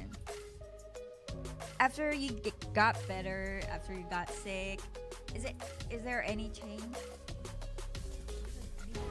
หลังจากที่หายป่วยมีอะไรเปลี่ยนแปลงไปไหม ก็รู้สึกดีขึ้นครับเล่นเป็นตัวเองมากขึ้นครับผม He feels a lot better and he got to be himself more. And so, what's your aim today? Like, is it the rank or is it elimination? ระหว่างแรงกับอีลิมเราตอนนี้อยู่ฝั่งไหน เลือกฝั่งแรงมากครับแพทนี้ต้องเน้นอันดับครับ In this patch, he mainly focused on the rank. So the next one. Okay. Last question. Is there anything you'd like to say to the fans who are watching right now? อยากจะฝากอะไรถึงแฟนๆที่กำลังดูอยู่ไหมคะ วันนี้มาแน่ครับไม่ผิดหวังแน่นอนรอเชียร์ได้เลยครับ Okay, with a lot of confidence, he said you're not gonna be disappointed on him. For sure. Thank you so much for the interview today. Now let's get back to the shoutcasters. Bye. Thank you very much, Misa, and a lot of fans out there, and survivors out there in comment section has missed Misa, but this is a chance for Reverse Red to bring her back, and it's good confidence as well. They will not disappoint anymore. We keep talking about them earlier when they were shown, but now they are showing up, grabbing booyahs, grabbing elimination, and hopefully it does continue. As we look at the highlight right now, this is where Team Falcons was able to prove themselves in early parts of this game, but there's a lot of pressure coming from different teams, especially in the position of that final circle. And a lot of times when we look at Battle Royale, one of the most important thing is getting info, right? Like information wins games, and I think it extends to beyond this genre. And Team Falcons, there are certain times where they kind of take risks, and that's what caused them to get eliminated when they were off to such a good start. I think they clocked in like a double-digit eliminations before they decide, you know what, we're gonna run straight into Todak, and completely forgetting the fact that there might be other teams waiting for them, and BRU becoming the bane of Team Falcons. But even this final circle, again, Reverse Red making the smarter move, making the first rotation to relocate and allowing themselves to get the booyah. MVP of the game is Diamond with that A124 for eliminations. And he said he was unwell. I think he's sick of losing. That's why he's now winning. Sick of losing? I mean, definitely. You will be unwell if you keep losing. But this guy, the only guy who we've seen has stuck to the A124, it hasn't been used quite that often compared to back then. But with or before Skylar has been reintroduced. So good on him that he can use that A124 a lot better in this mix with that Nairi, Joseph, and Ford as well. And let's see the rest of the team's presets. At this point, the coda will be there. You did mention about information. That is a character skill that will provide more information. Plus, Cassie's backup onto Diamond that would give them a little bit more of an edge at this point. Surprisingly, they're not in a rush mode. There's no Tatsuya at this point, but overall, their presets, their skills are on par. Which goes back to what you established earlier on, Reverse Red, reversing that playstyle, right? Going for a more tactical or more conservative approach. So they get rid of the Tatsuya, but they have the tools to make sure that they're always a step ahead by getting that intel in. And once more, it's a very well spread out stat. And when we say Reverse Red has a good game, it means Saming has a good game. 3.6k total damage. He gets a good angle. He starts taking shots at you. Reverse Red will be in control of the fight. Yeah, definitely. I mean, once you have Saming on behind the three players of Reverse Red, you know you're in a good spot. Most of the time, snipers really is a key factor in the mix. And talking about snipers, this is pretty much all throughout snipers, because I did mention that Baros had a sniper earlier, but he is a support. But elimination coming from Limit X7, including that shot on the tree on Lao Ho, that would be a part of the highlight as well. We have Saming with a 3.6k in damage and 6 assists coming from AG Global Baros, key players of game number 2. Oh yes, I think for this entire game, it really came down to the support players. And in fact, I think both games have really came down to support players with how the fights have broken down. But this time, BRU not able to tie the score with the Booyah team, but still keeping themselves in the conversation, right? Reverse Rate got 21, BRU still got 18. RQ once more breaks in the top 3, landing themselves 14 points. But the standing at the bottom has shuffled around a little bit. Team Flash getting a way better round this game alongside AG Global. Yeah, I mean, they are really working on adjusting, probably, not just in aggression, but also in getting placement to elimination, plus 7 in placement. That's good for Team Flash. But today, Borem United, because of consistency, no Booyah, no problem. That is what Borem United is saying right now. 2 times they had 2nd place, and that brings them that 18 placement point. But in terms of elimination, they're doing a lot. Oh, absolutely. And it's just a BRU style. Placements is secondary, and that is so happens to be the rule, right? One of the hidden, the unspoken rule of Free Fire, where survival isn't everything. In fact, true survival is being able to take down your opponents and rack up as much eliminations as possible, and that's what BRU is proving. And the whole contrast between BRU and RQ continues to be showcased, with RQ they're more towards the tactical side. They get a ton of survival points, but for BRU, it's all about taking hits. Yes, taking hits and getting all of those points. Let's see if that continues on. Will RRQ be able to beat them? Because we have just ended 2 maps in today. And you know how it is. We go in for a quick break. When we return, get into game 3 up until the end. So don't go away. We'll be right back. Keep liking the stream because we are still here.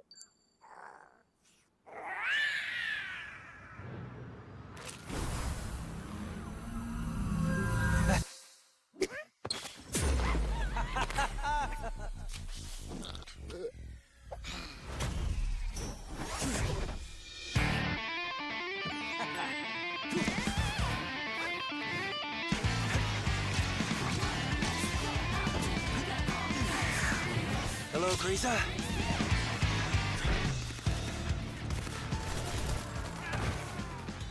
Still so impulsive. Don't rush, little guy. We have more important things to take care of.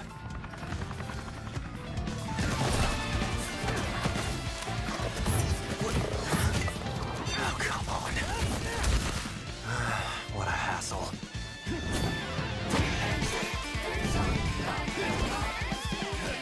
Stop trying to look cool and help out already!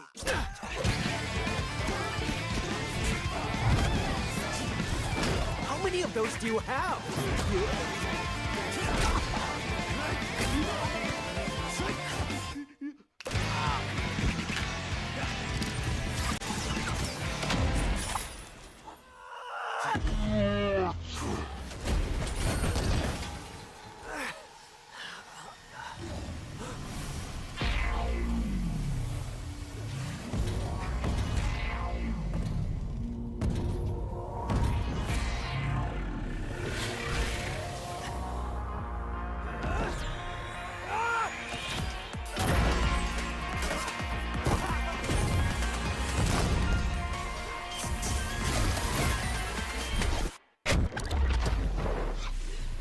Okay. Time to save the day again!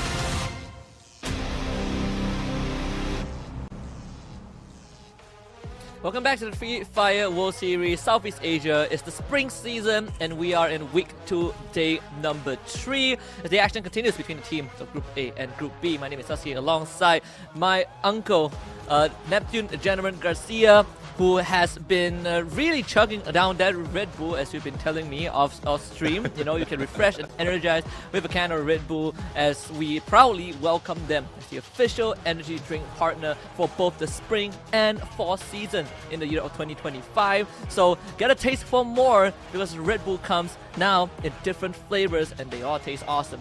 Gives you wings, keeps you energized, allows you to get booyahs.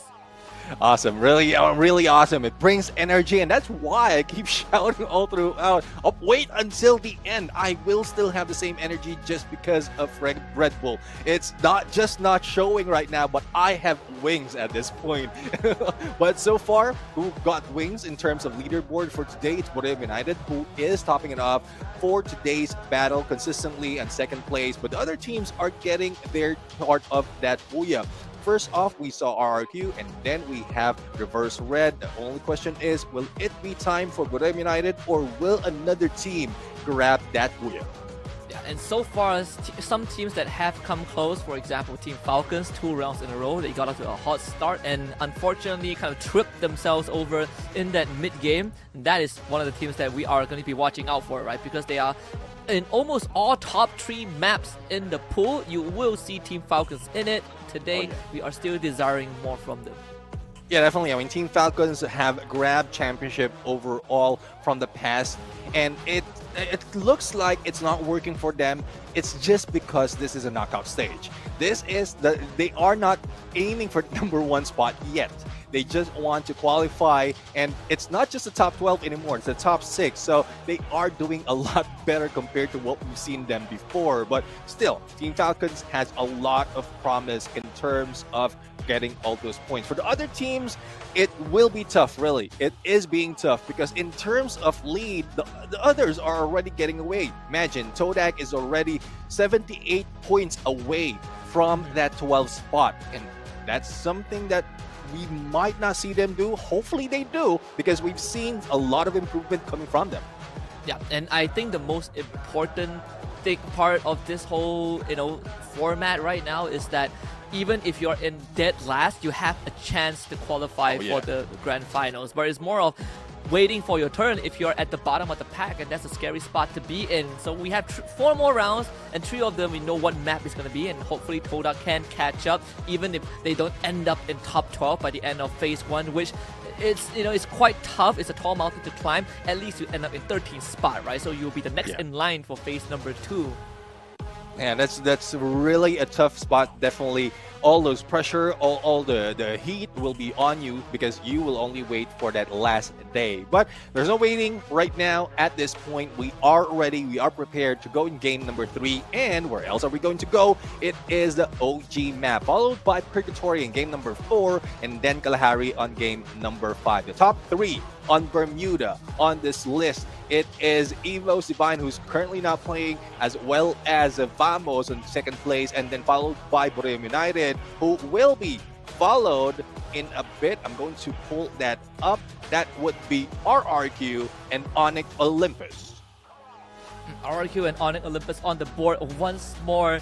And Onyx Olympus, I haven't gotten to talk about them much. I think we haven't been able to spotlight them as much. But 2024 was quite a journey for Onyx Olympus, right? They had one half of the season, one half of the year, in fact, a season where they were really just popping off. They were kind of priming to be the next in line, the next rising star for the Indonesian region. They were taking out RRQ. They were giving Bigatron a run for the money. They were taking out teams like Todak, and we were like, oh my goodness, the Onyx Olympus, they came out of nowhere, and then they are advancing so fast. And right now, the engine has died down a little bit, and we are still looking for the reignition of this team.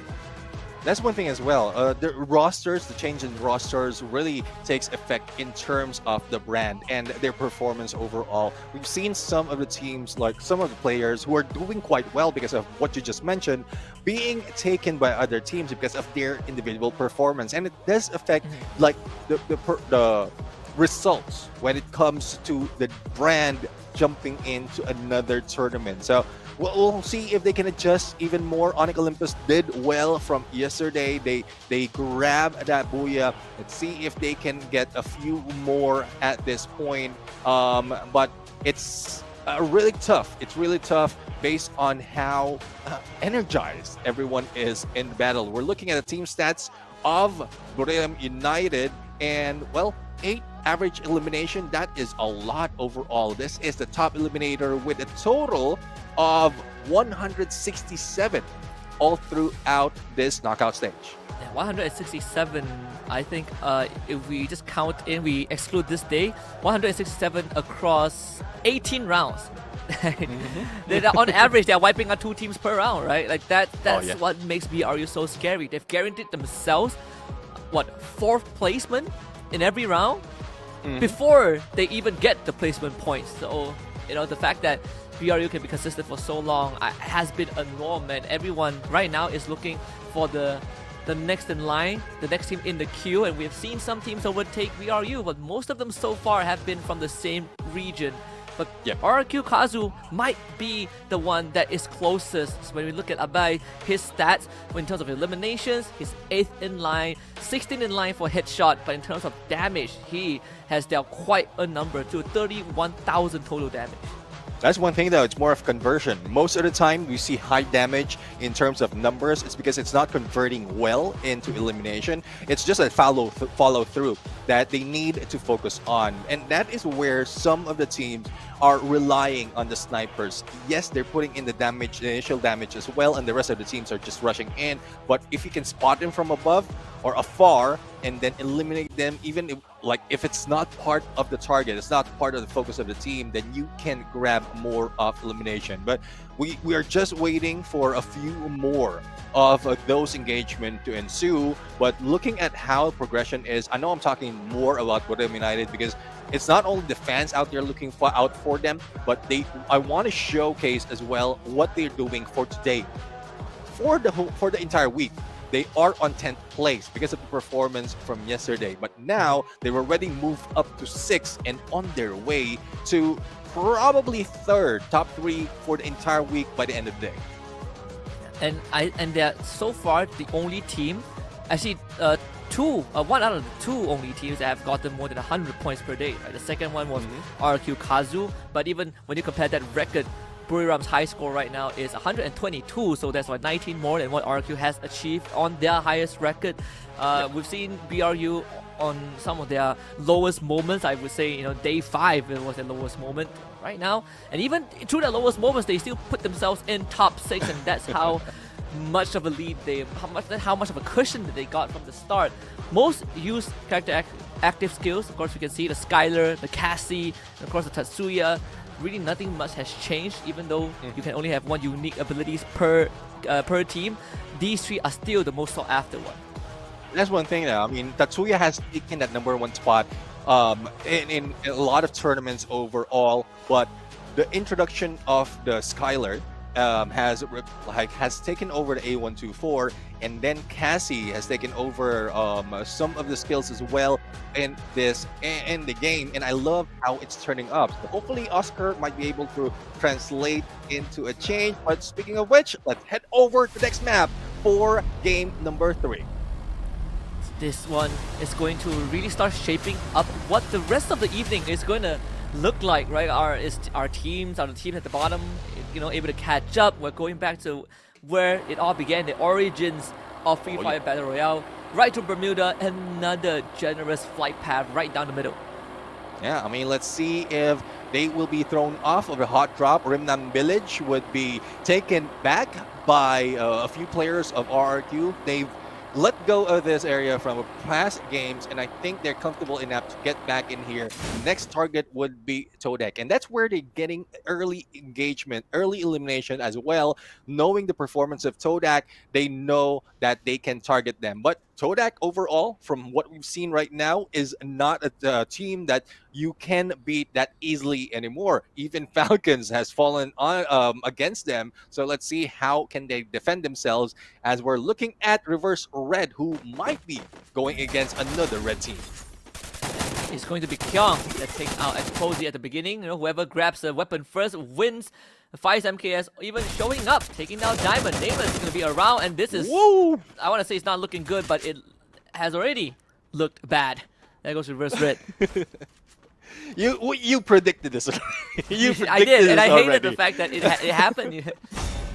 A booyah and then flat out 0 or probably no points or less points than expected. But it is what it is right now. Let's see if they will find that time to probably meditate, think about what happened from that game. But right now, it is Visaka Sriwijaya who has lost one of the players already. It is Gardu. And as I did mention, this is a familiar name that we've seen so far from this region. But Team Heavy is looking like they are getting aggressive. They still have that momentum. And hopefully that's not what throws them off to get more points.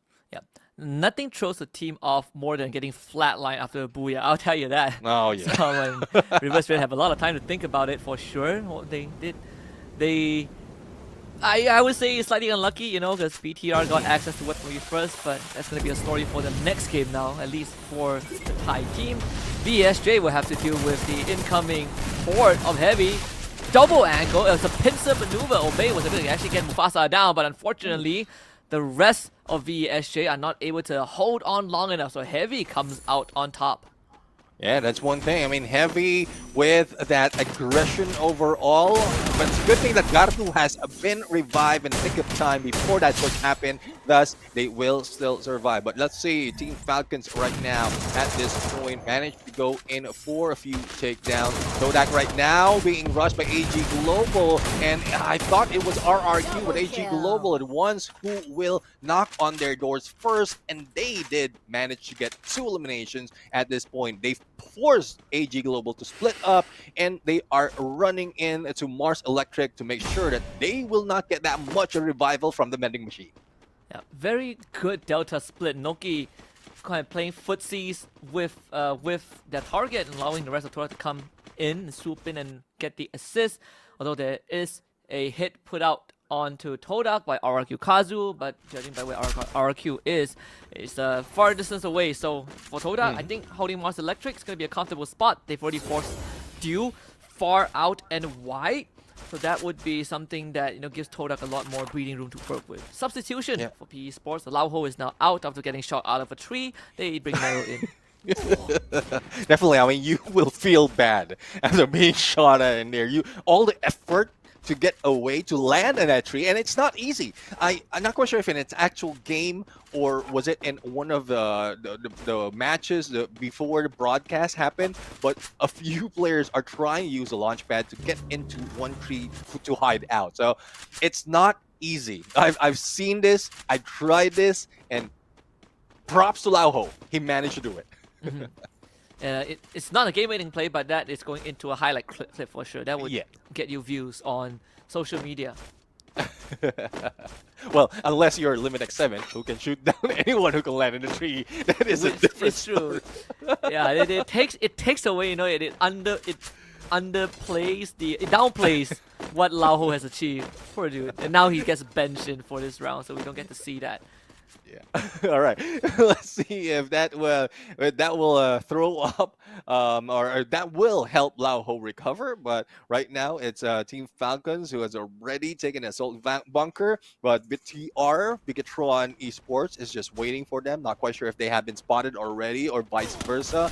But it is not looking good if in case Limit X7 goes down. But AC80 already in his hand. I think he had a good spot if the window is open for that opportunity. Limit once more getting knocked down for the second time in a row, and now they are retaliating with their own utility. Potato getting very, very close to the perimeter to relocate with the Tatsuya. Rebel Rush coming back up again.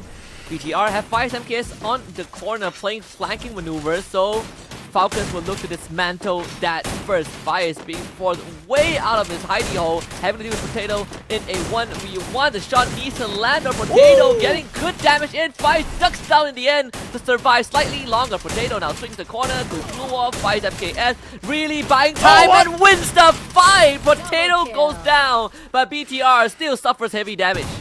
There is a VSK going against M590, and a smart move coming from the guy. But guys will not survive if 2 players jump on you. Bigatron Delta being taken down. Team Falcons, I thought they will be a miss in that battle, but no, the focus is more on a isolation. At that point, they isolated one player, which is Faiz, who's not giving backup anymore. Kyong tried to go and stop them from the approach, but they managed to get that distraction as well out of the way. So Team Falcons already grabbed their points, but as we look, Onyx Olympus not getting any points just yet, but who is running and knocking in their door is the aggressive Heavy. And Heavy really not holding back with this aggression. Trying to constantly press on the pain points of Onyx Olympus. Zyro will be able to get away, and that allows Heavy to instantly take over Mill, which, you know, they force Onyx to concede. At least Onyx gets themselves a vehicle. They got Crime MKS back. Wings, well, they get Crime MKS out of there, and Wings getting revived. But this does force the team out into the open. Yeah, let's see if anyone can spot them out in the open. But that ridge for Onyx Olympus will be their safe spot. But speaking of, the ones being silent, it is Boream United. No eliminations just yet. Pretty much the same story overall. They are not aggressing against anyone in the early parts of this game. It's only second phase going into third. And most of the time, it's the fourth, unless they meet someone in their approach, in their rotation. And this time I think it's PE Sports that would be the team that can disrupt that silence. You can see Team Flash flying in. It's gonna land right on top of one of their compadres, which is PE Sports. Out the window, Def tries to take a couple of shots on the PE Sports. Couldn't find the damage though, but behind them is Riptide Rhythm.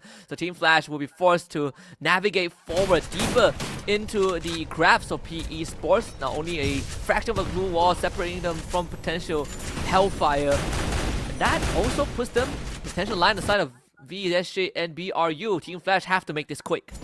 Let's see if they can make it quick. I mean, they're buying a lot of time to take down PE Sports, but not only that, they're pressured with a challenge as well. Def has the gun down, but before doing so, they managed to put a lot of damage as well. But for Wong M far back, he will try to recover the rest of the teams, not even healing. His ideation would be to get away and then bring them back. Does have 800 coins, so it's a good chance this vending machine will save Team Flash in losing the challenge with so much point. The substitution for PE Sports instantly paying off. Nero getting 2 knockdowns that translated into immediate elimination. Of course, they were not able to knock out Team Flash, and that's for the benefit of Team Flash as well. But it puts PE Sports in contention as well. I remember, like, after week 1, PE Sports were in a decent spot, and then they dropped down to 16th. Now they are on the climb back again. But on our screens, we see BRU and RRQ Kazu once more, the top 2 dogs in the entire lobby. That's one thing, though. I mean, the top 2 dogs have the same idea of them just staying quiet, being in the middle of the circle. At some point, eventually, they will be meeting up, especially if one makes noise. And I think a few noises has been made already because they want to grab a few elimination from afar, and it's bound to happen. They might go against each other unless the shift in the circle will give them that opening. But there's no opening right now for the rest of Team Flash.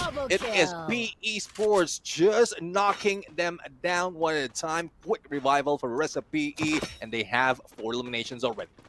Flash still in the running, but the damage dealt is 100% irreversible. So we are halfway through the round, crossing into the late game territory, and Team Flash are still trying to start from square one, getting the revive onto Def. There isn't really much resource left on the map unless you scavenge the leftover boxes from the defeated players. But guess what? There aren't really any defeated players on the map because we still have 11 teams. Yeah, 11 teams. I mean, it's only one that has been taken out. It is reverse red, and a huge chance that it will dwindle in a bit. We are now going into third phase, going to fourth, and as you can see, this edge of the circle is populated by a lot of teams already.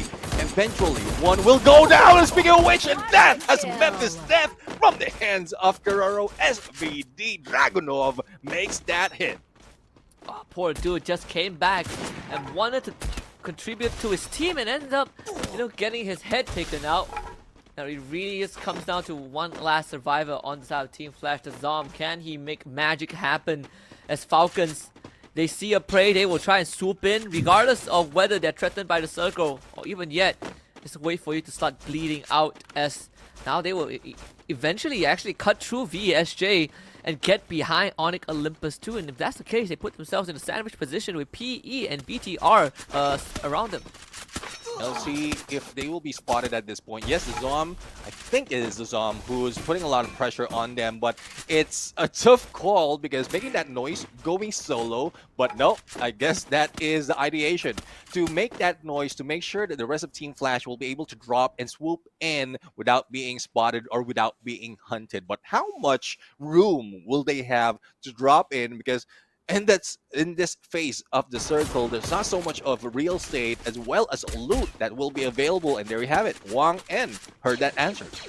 Another free point given over to an opposing team. At this point, Team Flash will just have to pray that they survive long enough to get, you know, a couple of extra placement points. RRQ Kazu starting to feel the heat a little bit, engaging with teams from afar. In fact, we see that it's PE Esports against BTR and RRQ. They want to get as much as possible, but these two teams, they don't leave scraps. In fact, RRQ Kazu able to help take out some members of BTR, getting 2 for themselves, and PE Esports also reaps some of the benefits.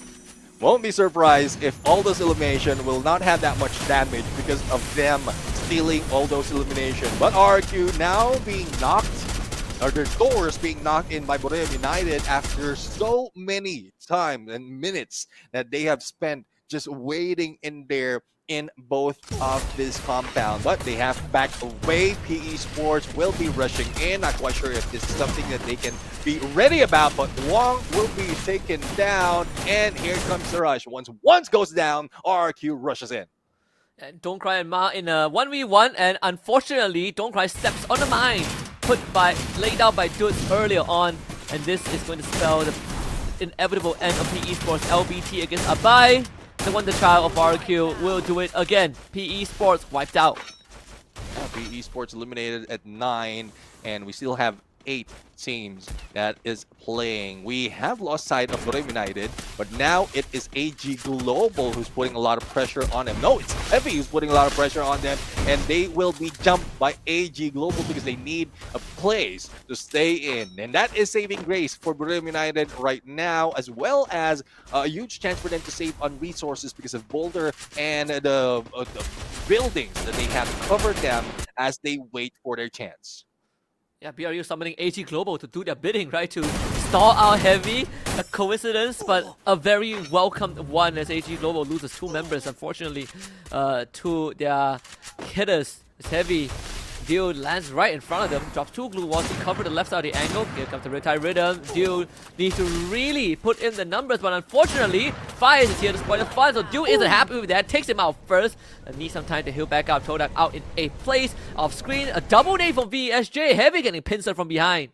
Heavy right now, 2 knockdown already. Mufasa being taken down by Joe Wheel. And there you have it. A sniper in the back will take you down. Do is the next target right now. Going solo, going against 4 players of the Sakta 3. Vidaya and Tans is safe for the moment. Unless someone from above or from afar will be able to take him down. But Du is doing quite well in surviving, but the blue is closing in. Let's see. He actually gets a snipe on the Gardu. If not for Wasana, maybe Du would have been able to make it out of this. But BRU shut that showdown very, very quickly. Oh no, Hans, not again. Is he gonna do the backstab once more? But this time on VSJ, we shall find out. As RQ and Onyx Olympus both lose member to VSJ, and that was the death of Onyx Olympus. RQ now against BRU. We've seen this before, and we knew that it was bound to happen. RQ now on the offensive. BRU on the defensive, trying to run away. Jonah, joined by the rest of the team, turns onto VSJ while they were on the run. Yeah, that's one thing. I mean, they've seen the movement. They know it's a team that they want to go. They don't want to go against this yet, and they focus on the ones running away, knowing that they can take advantage because of the backstab. Now, Buriram United is still in the mixed 13 elimination, and hence the only one remaining as RRQ is already being taken down. Buriram United will be getting this booyah for sure unless Heavy will be able to clutch this, which is low in percentage.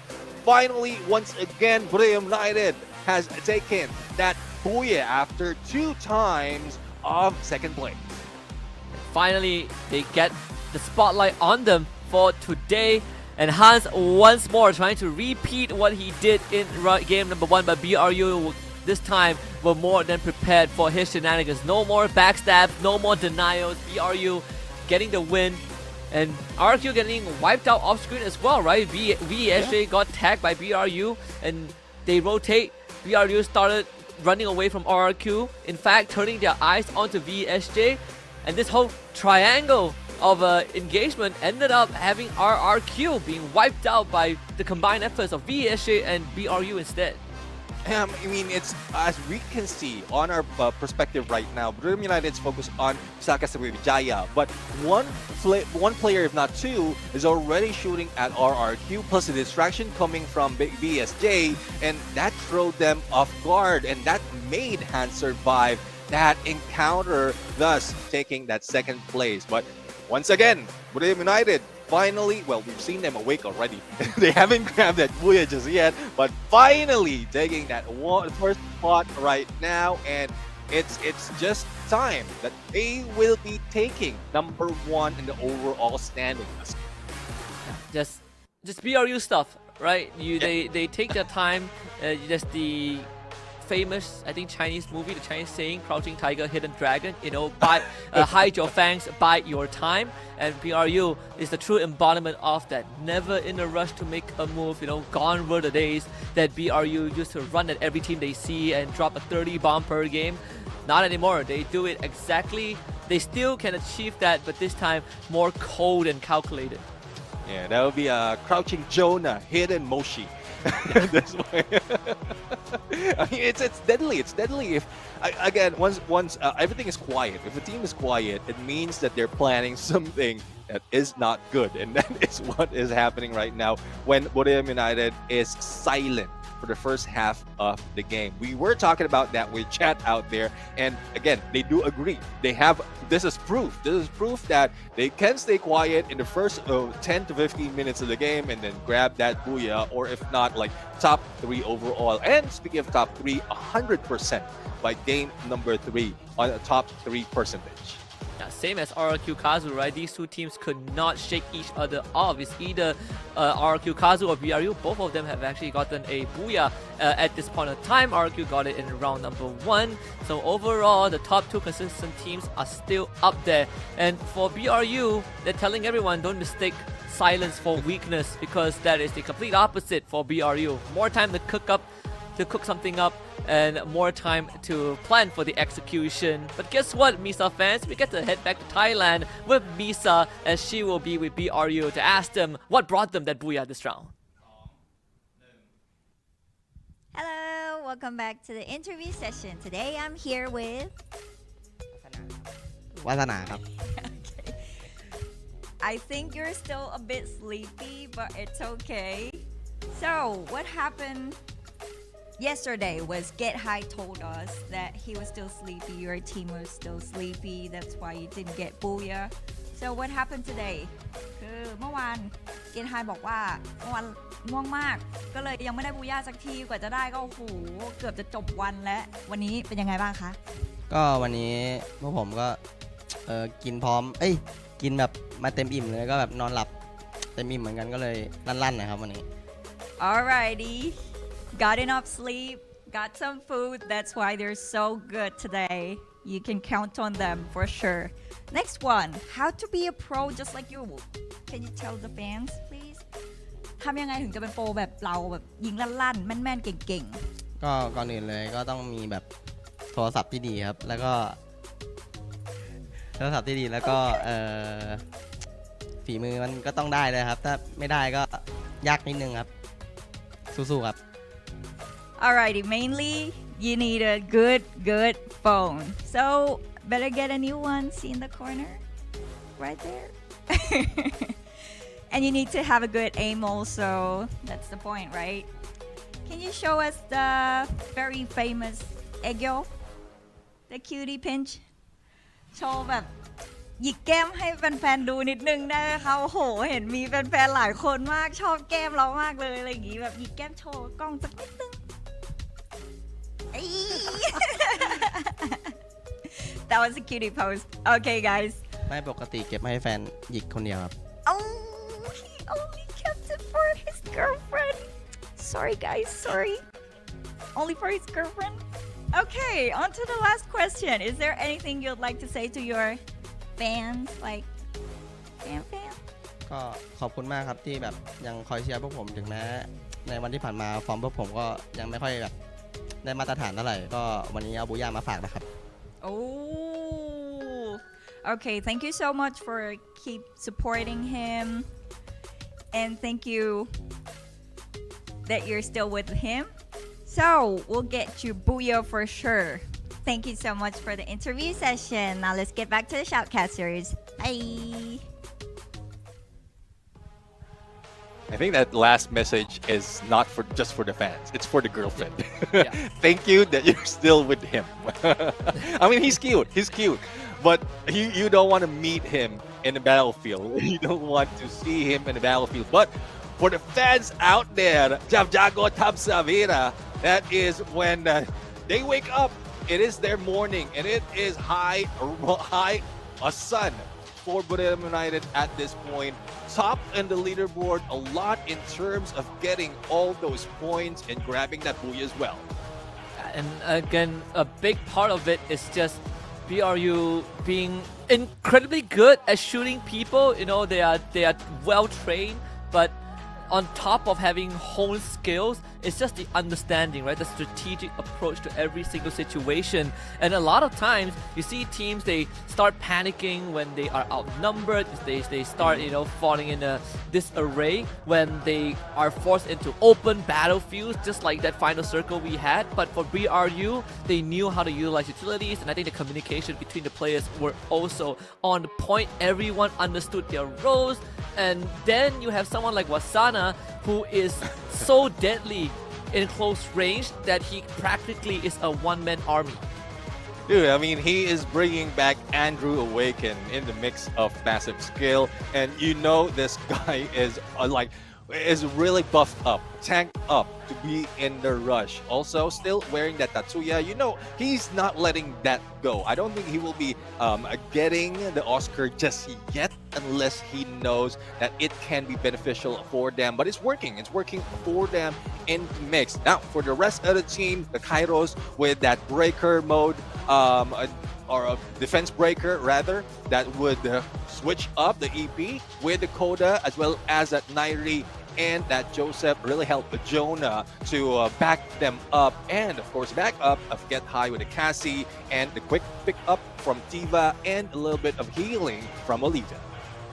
Overall, is a very well thought out preset that has every single ingredient. It's a well-made dish, a bit of sour, a bit of sweetness, a bit of spicy from from Thailand. Overall, for BRU, they have always been able to. I think that the only time that they kind of were on the low was kind of mid 2023. But afterwards, I think, BRU, they've always been back to their prime, and people were just waiting for them to win another world championship at this point. Key players of round 3, we got Wasana, 6 eliminations. We got Limit X7 again as the sniper of Team Falcons with 3.3k total damage, and Get High as support from BRU with 9 assists. I'm pretty sure Moshi is missing that spot as a damage dealer, but it's working. It's working for them. A lot of points in terms of elimination in the latter part of the game, as well as that Booyah in that game number 3. So again, it is high time that Buddha United really bring themselves up, and after that, I think they've already taken that number 1 spot away from Evos Divine. And what can Evos Divine do and WAG do at this point? Even Vamos, they're not playing. So whoever is taking as much point as possible, they will be overtaking them. BRU once more hitting the jackpot, 26 points. This time for Booyah, uncontested. RQ once more managing to squeeze themselves in the top 3, finishing 3rd this round. But hey, Heavy putting themselves on the board too, right? 18 massive points. This is a team that has been missing from the regional stage for quite a while, and now having them back and really putting in the numbers really brings a smile to my face. I still remember the good old days when Buffalo was the star player of Heavy, and he's the only dude that can take out moving targets in a vehicle with a double revolver. That era might have passed, but the new era of Heavy is looking just as bright. There you have it, Free Fire historian, Husky. With a lot of, I mean, I love hearing those stories about like what they've done so far in the competitive scene, and that is like background for most survivors out there, most viewers out there don't know that story. But for today's standing, Royale United 65 points. This is more than half of what they did in last week. I think the 122 points that you did mention as their highest per day, and they've taken that #1 spot. But again, there's no taking it back for Evo's Divine. 8 points behind Royale United, and we're only halfway through the day. Halfway through the day, and we are already seeing the standings, at least for the final standings of week 2, being shaped up a little bit. There's still some teams that need to do a bit of catch up, you know, the ones closer in Reverse Red, VSJ, Core Memory, but Onyx Olympus, they are making good strides, right? They are now in 15th spot, you know, 1-2 more good rounds is gonna put them close to that 12th spot, and Reverse Red needs to start watching their back.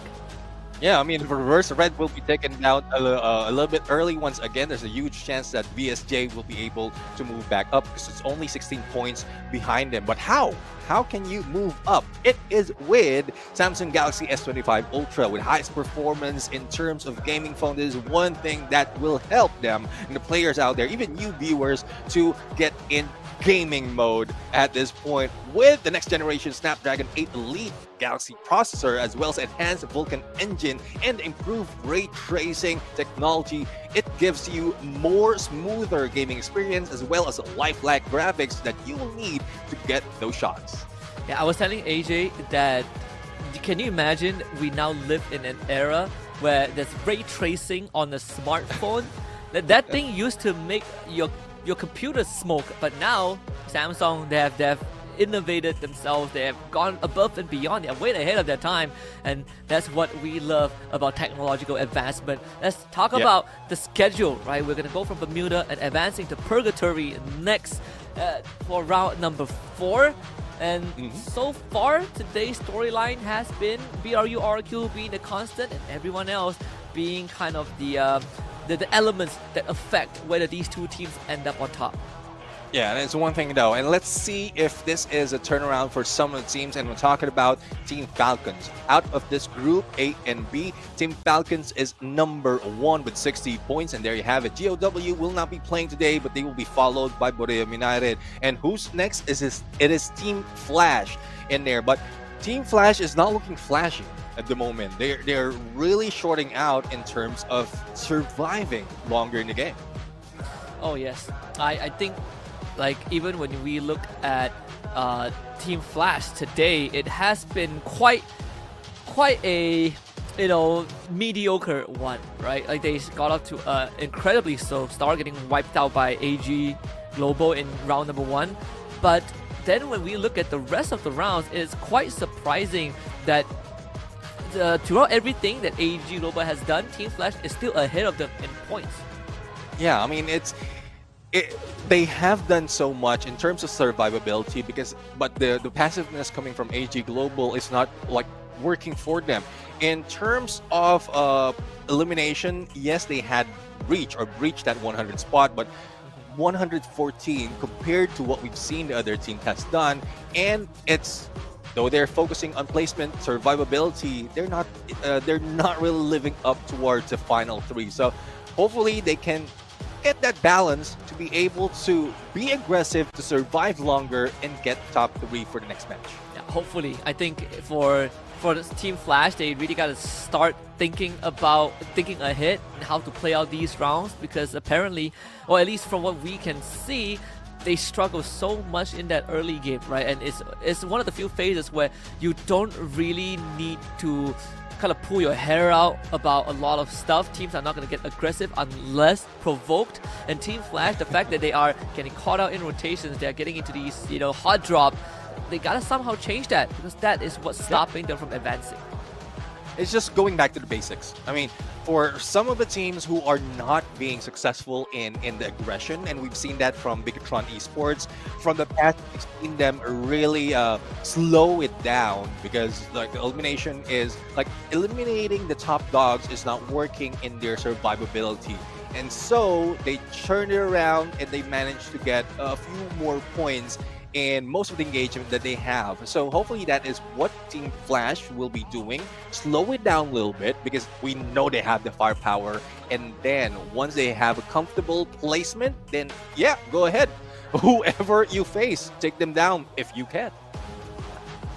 Again, just play slow, cool, calm, and collected. I think teams are really kind of rushing into battle way too much, and sometimes, you know, this does even affect the best teams in the world. We've seen Team Falcons do that often and get punished, and a lot of times teams get taken out of the game not because they were not good enough, you know, in CQC, but more so they start a fight and then there are external factors, right? Vultures waiting waiting from afar. The third parties are the ones that's been costing teams their rounds for as long as I can remember. Yeah, you might have forgotten. Let's see. It's one thing though for Team Flash to really wait it out. Yeah. Like let's put Korea United as an example as well. But before we head there, we are jumping into the next map. This is Purgatory, so let's see if they can turn this around, and we'll have to find out who rolls out with who in the hot dog compartment. But the question is, will our flight path still be favorable for everyone? I'm looking forward to a skewed one, probably the north, south, or wherever, as long as everyone will be put in the mix. But I don't think I will be given that chance. Yeah, the flight path is pretty nice today. So much generosity. So teams gotta take advantage of that, right? When the flight path cuts through ski lodge, sometimes, or actually almost all of the time, people will head there. And sometimes ski lodge can be a death trap. There's really only one way in and one way out. AG Global though decides to just occupy Forge and the eastern side, sending Dew out to gather some intel. Probably is very, very populated near this Forge area. Yeah, let's see if they will be able to reduce the population at this point. BTR against Heavy, and Heavy right now, I don't think they will be that aggressive, but there goes Saifa from afar, and there goes a rush by Koja with a UMP, and with this trio who is just rushing in, the distraction of the motorcycle that has been put in by BTR, I don't think Heavy will be moving that much. I think even for the side of Heavy, they were not prepared to fight at all because all of these players are separated so far apart from one another. PLS1 is going to be the next in line if he gets spotted out, but was able to at least keep himself safe. You see the binoculars getting used by side of BTR. The scan towards the northern side a little bit, spots a vehicle from Heavy who is able to disengage. Let's see if they can try to get back into this fight. PE Sports, though, Adam VSK in hand, but I don't think PE Sports will be minding them for the moment unless a pinch will be happening. And I think once they spot one of the players of Onyx Olympus, that would be a chance for them to probably put in a backstab. It's a Virus right now, who will be introduced into the battle, Bison in hand, but there's not so much of backup from him. And there goes Virus being taken down. 1 shot, 2 shot, 3 shot. Pow! With that M590. Yeah, Onyx Olympus not in any position to, to demand PE Sports any sort of an engagement. So losing out one member this early on is not exactly the best start. Although they will get a freebie if they can just shoot narrow. Come on, Crime. Come on. Come on. You were once the hero of Malaysia. Come on. Gonna do it the easy way, I guess. Yeah, well, there's not much of cover other than the glue wall. AC-80 has been pulled out. He could have pulled that out a little bit too early and focused more, but Nero is just one guy, and 2 of which are 3 is already pushing in. So It's just time that will tell. Will he survive? I don't think that Hey, much. what? But no! Max 7 in hand brings him down, but no confirmation. Still, Nero will be out. If his teammates sit out of that, that would be a win for Nero. So I think that's a whoopsie for Crime. It didn't need to go down that route, but it's fine. Right? They still got the point. Crime probably lost like an armor or something. The rest of Peace Sports actually popping their heads out. Adam will see that one. And Onyx, they're not in a rush. In fact, wow, Crime trying to go for some style points. Actually was able to tag Don't Cry a little bit.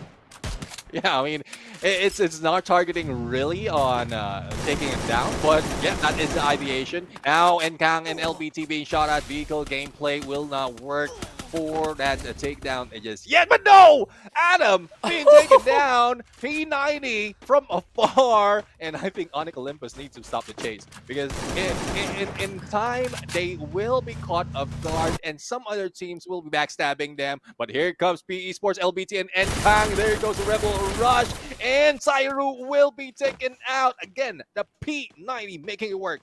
Holy cow, Nero really putting that money's worth where it should be. Subbed in round number 3. Instantly, you see that payoff. And round number 4, he's the one making these plays with a P90.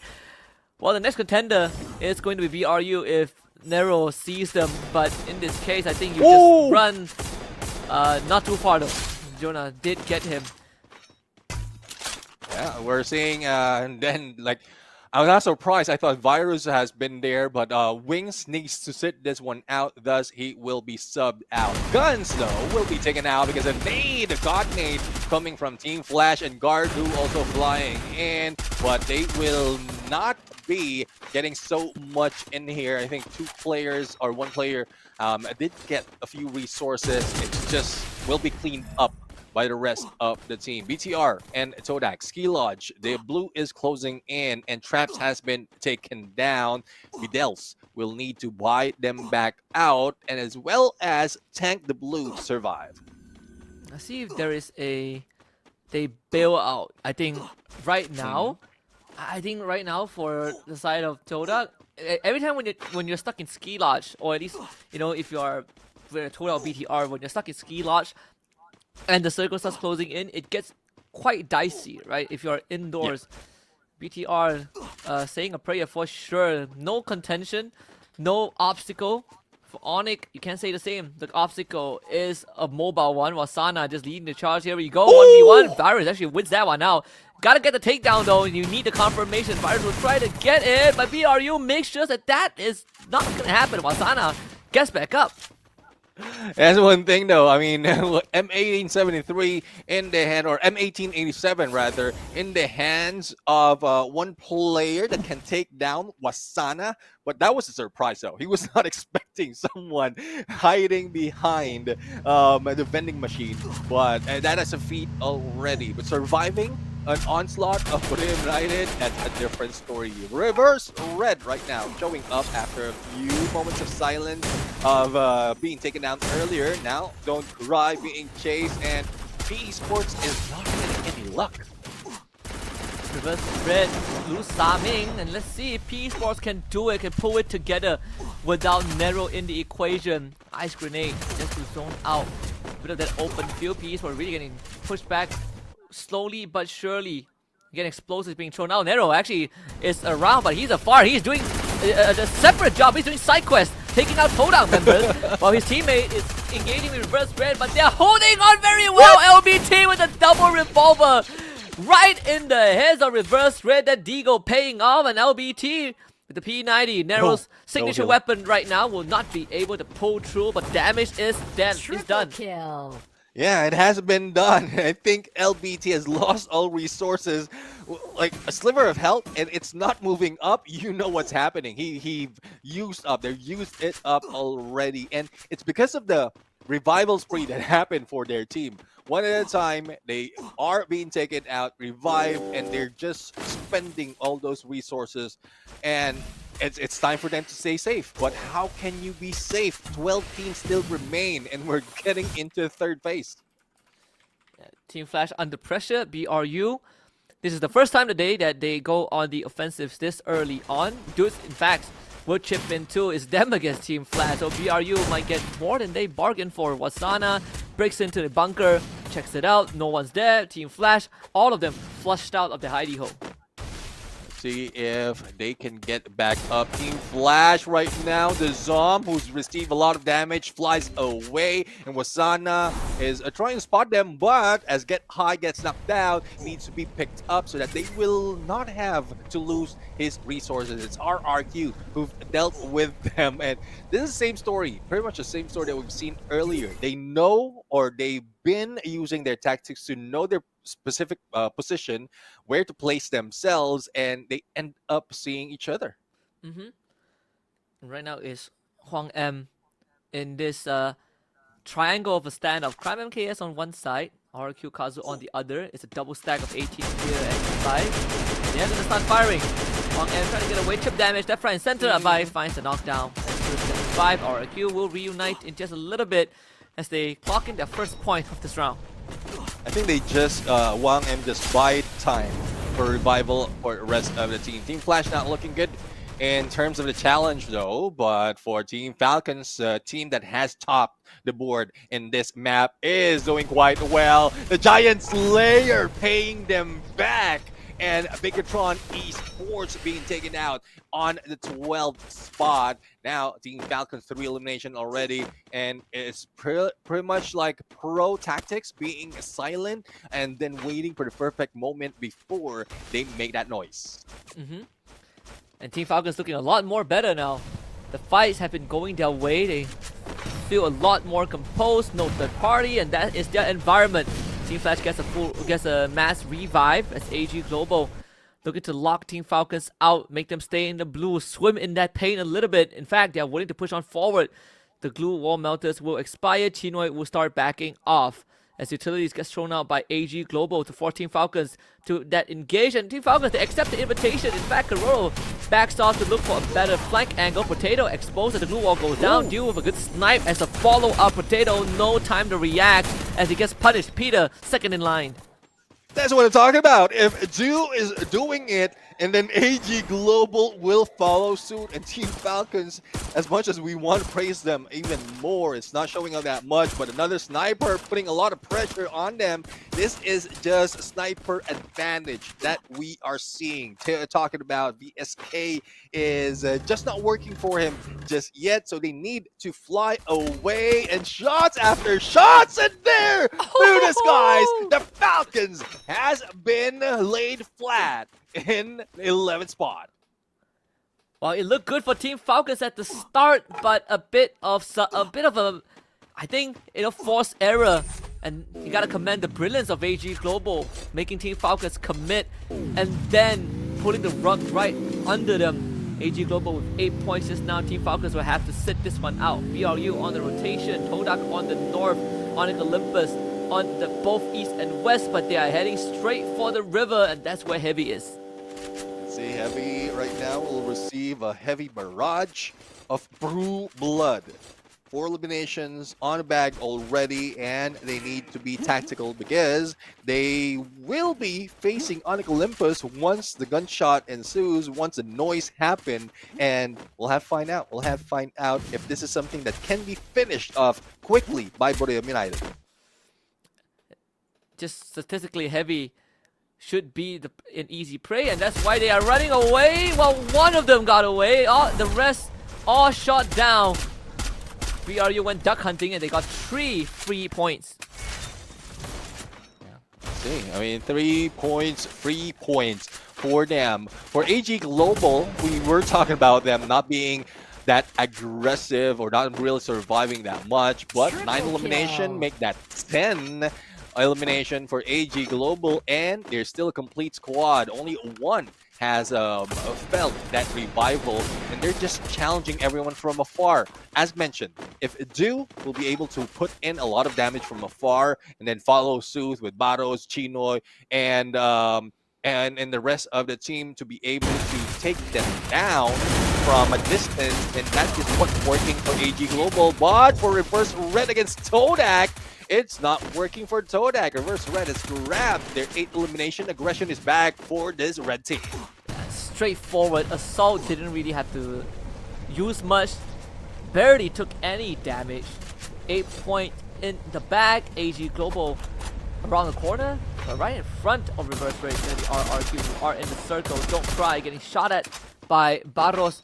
Backs off into the building for now. AG Global now needs to advance forward. Yeah, and last guy that wasn't able to mention was Saifa, and it is a Bay who takes down Barros, but Barros also felt that shot from afar, and this is what's deadly about RRQ. They're just sitting pretty in one area looking at 360, and anyone they see, they shoot from afar. And with 18D right now helping out a Bay, they can go for that aggressive push. Very good coverage from RRQ Kazu as VRU are out of the picture. The first time today that they won't be in the top 3. And RRQ Kazu, let's see if they can get out of this, but it will give them a good chance of getting the second booyah of the day. Team Noise aim to stop that from happening. All 3 members of RRQ Kazu on the floor, and there's only one survivor left. Is Abai trying to deal with Cypher, and AG Global will shut the show down immediately.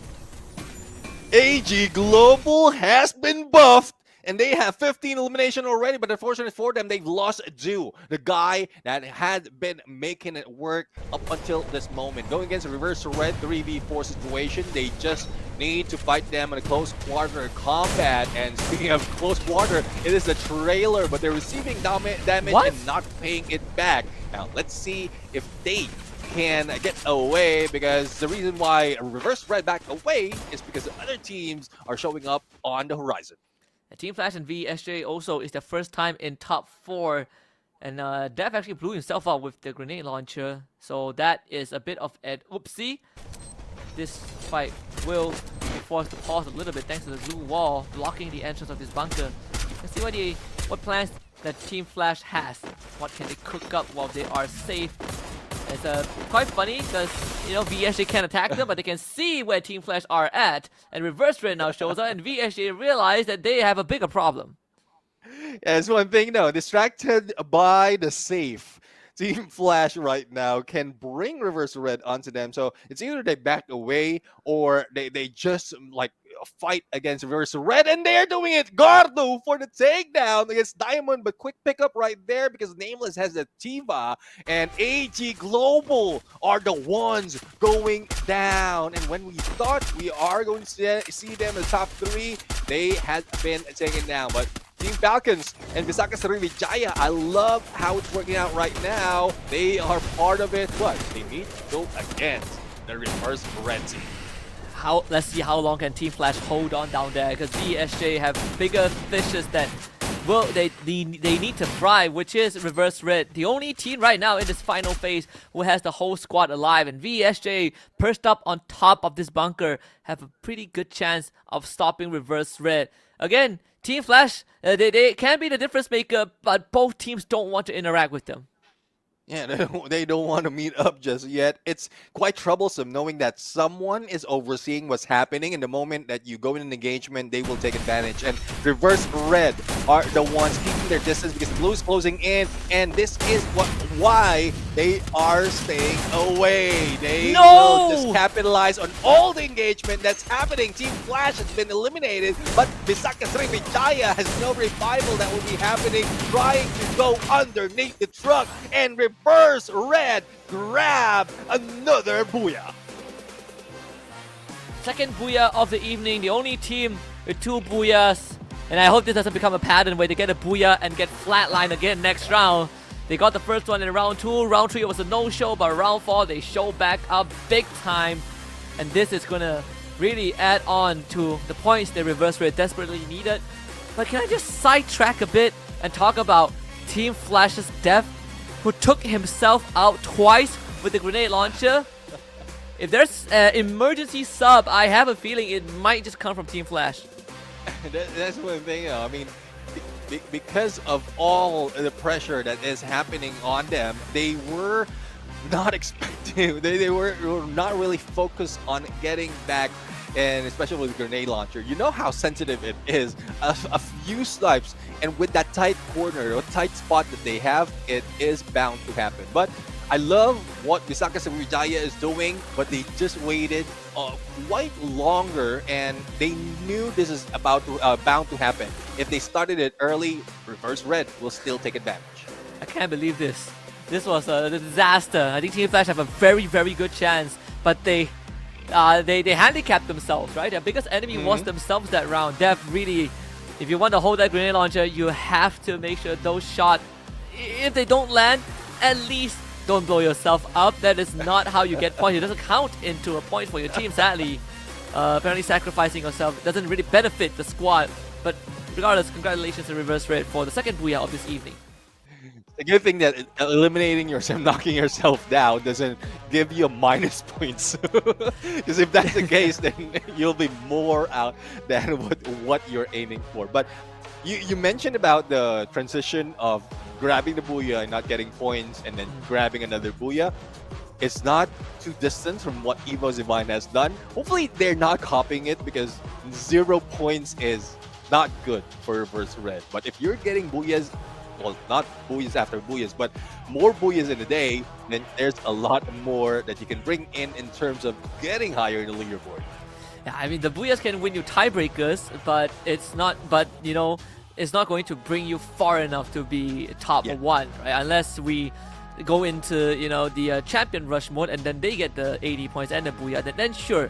But for now, I think Reverse Red, you gotta get that act together. You can't be getting a win and then you slack off, or you kind of mess up in the next round and don't get anything. It actually just nullifies whatever effort they put in the round before. So I think consistency again. Reverse Red, please be consistent. They've done it before. They just gotta do it again.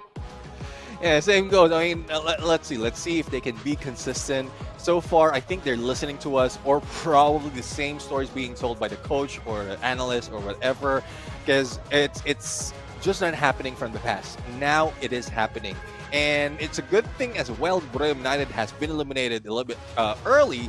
Otherwise, they might have been denied of that booyah. You know how it is. They will just rotate in that open area, and Reverse Red, even if they can focus on the two teams who are on the Salt Bunker, they will be caught off guard by a different team. But let's head over to the interview and get back to Nisa as well as the Reverse Red. Hello, back to the interview session. Today I'm here with Nameless ครับจาก Riverless ครับ So Nameless, what did you do? The performance has been so well. Everything's been so good. You got 2 booyahs today. What did you do? ไปทำอะไรมาคะโอ้โห performance อย่างดีเลยบูย่า2มาแล้ว ไปเติมพลังมาไปพาไดมอนด์ไปกินต้มยำมาครับ He went to have some tom yum with Diamond. Okay, that better be a good meal. Okay, next question. How to be a good supporter like you? ทำยังไงถึงจะเป็น support ที่ดีเหมือนเรา มี tips อะไรบอกไหม ดู Get High เล่นเยอะๆครับ Watch Get High play. Okay, pretty good advice. Okay, on to the next question. Is there any dance move that is your favorite? มีแบบท่าเต้นที่เราชอบไหมสักนิดสักหน่อยเซิร์ฟๆหน่อย โชว์กล้องได้เดี๋ยวเอาท่าในเกมเลยครับ โอเคป่ะ ไก่ Let's go.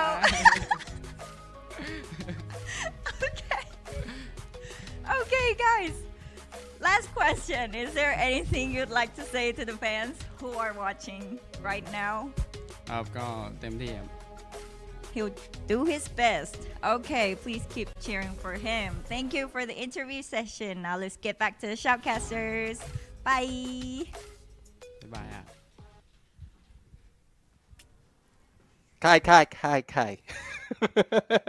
A victory dance indeed. And well, there you have it. Reverse Red once again. I'm pretty sure the chat, the viewers out there are loving Beast getting back into the fray, and in every booyah that Thailand is taking. But looking at the highlight right now, Royale United, when we thought that they will continue with what they have been doing, they were eliminated, and that was out of view as well. Yeah, I think for Reverse Red, if that's what it takes, if a good hot bowl of tom yum is what it takes to win the game, then go ahead. Once more, like on the good rounds, you can see that Reverse Red, they clearly had a game plan. That game plan hasn't really changed, you know, in the past. Ever since we've seen this roster, it has always followed the same MO, where you get Saming in a good spot, you get Nameless and Diamond in the front, and Saming is going to, you know, constantly support them. And then the weak spot also is Saming, right? If he gets picked off, if he has a bad angle to work with, then suddenly it all falls apart. So that has been what they've been sticking with. We've seen it work, we've seen it fail, and right now it's for the optimization, right? They gotta find a way to optimize it, and I think Diamond has at least done a pretty decent job of doing so.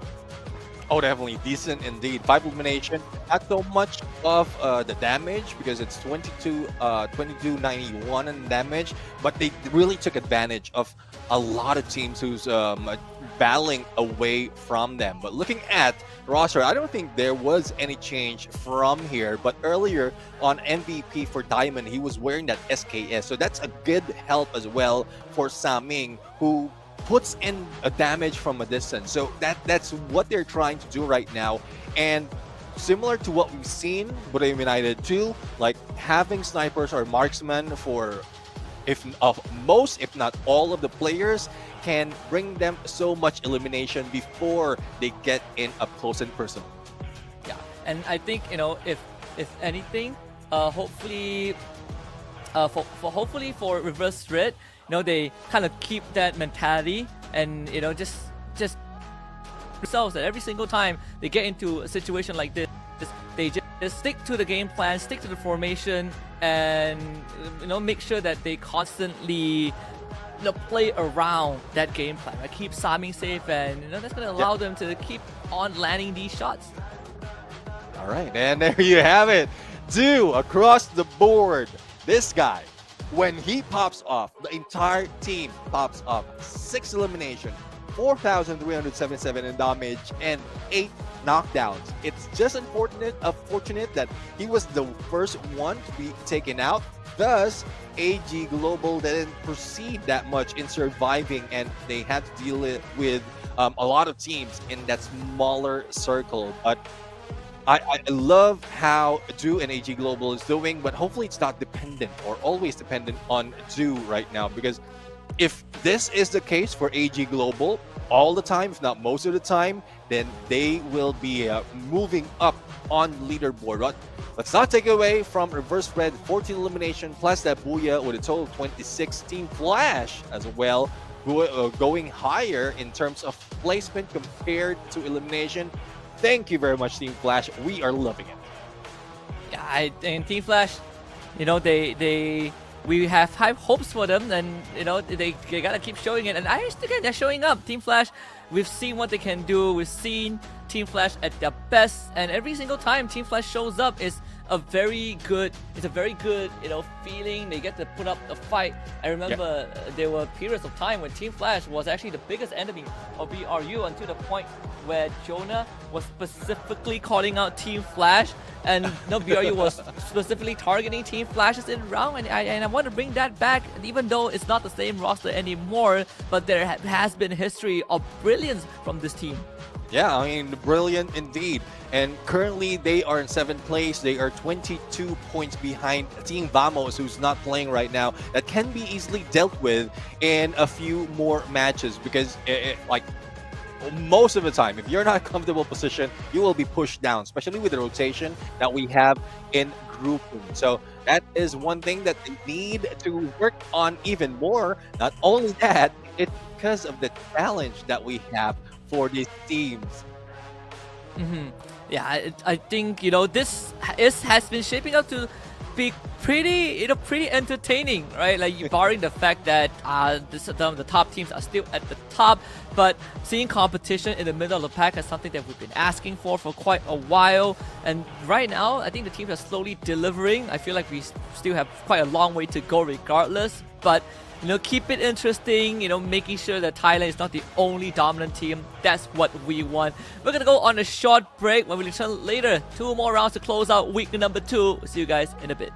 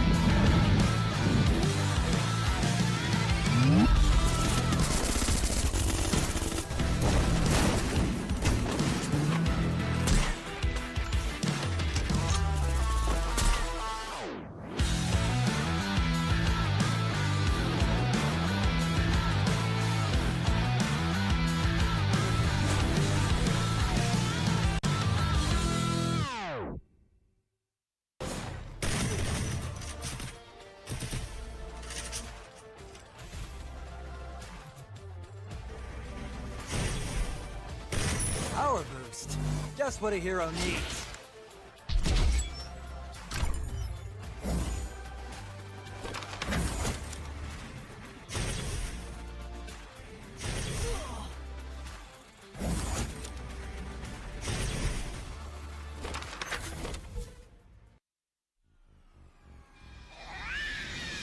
Hello, Griza. Stop trying to look cool and help out already.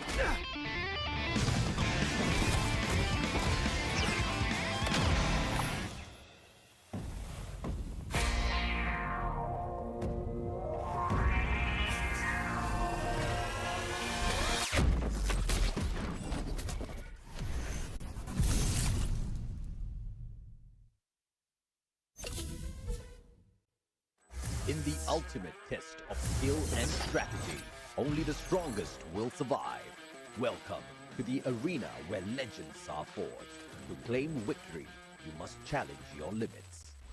This season's special features. This tournament introduces exciting new challenges, unique team skills, man-picked active skills for Clash Squad mode, champion rush format, randomized map order, total prize pool $378,000 US.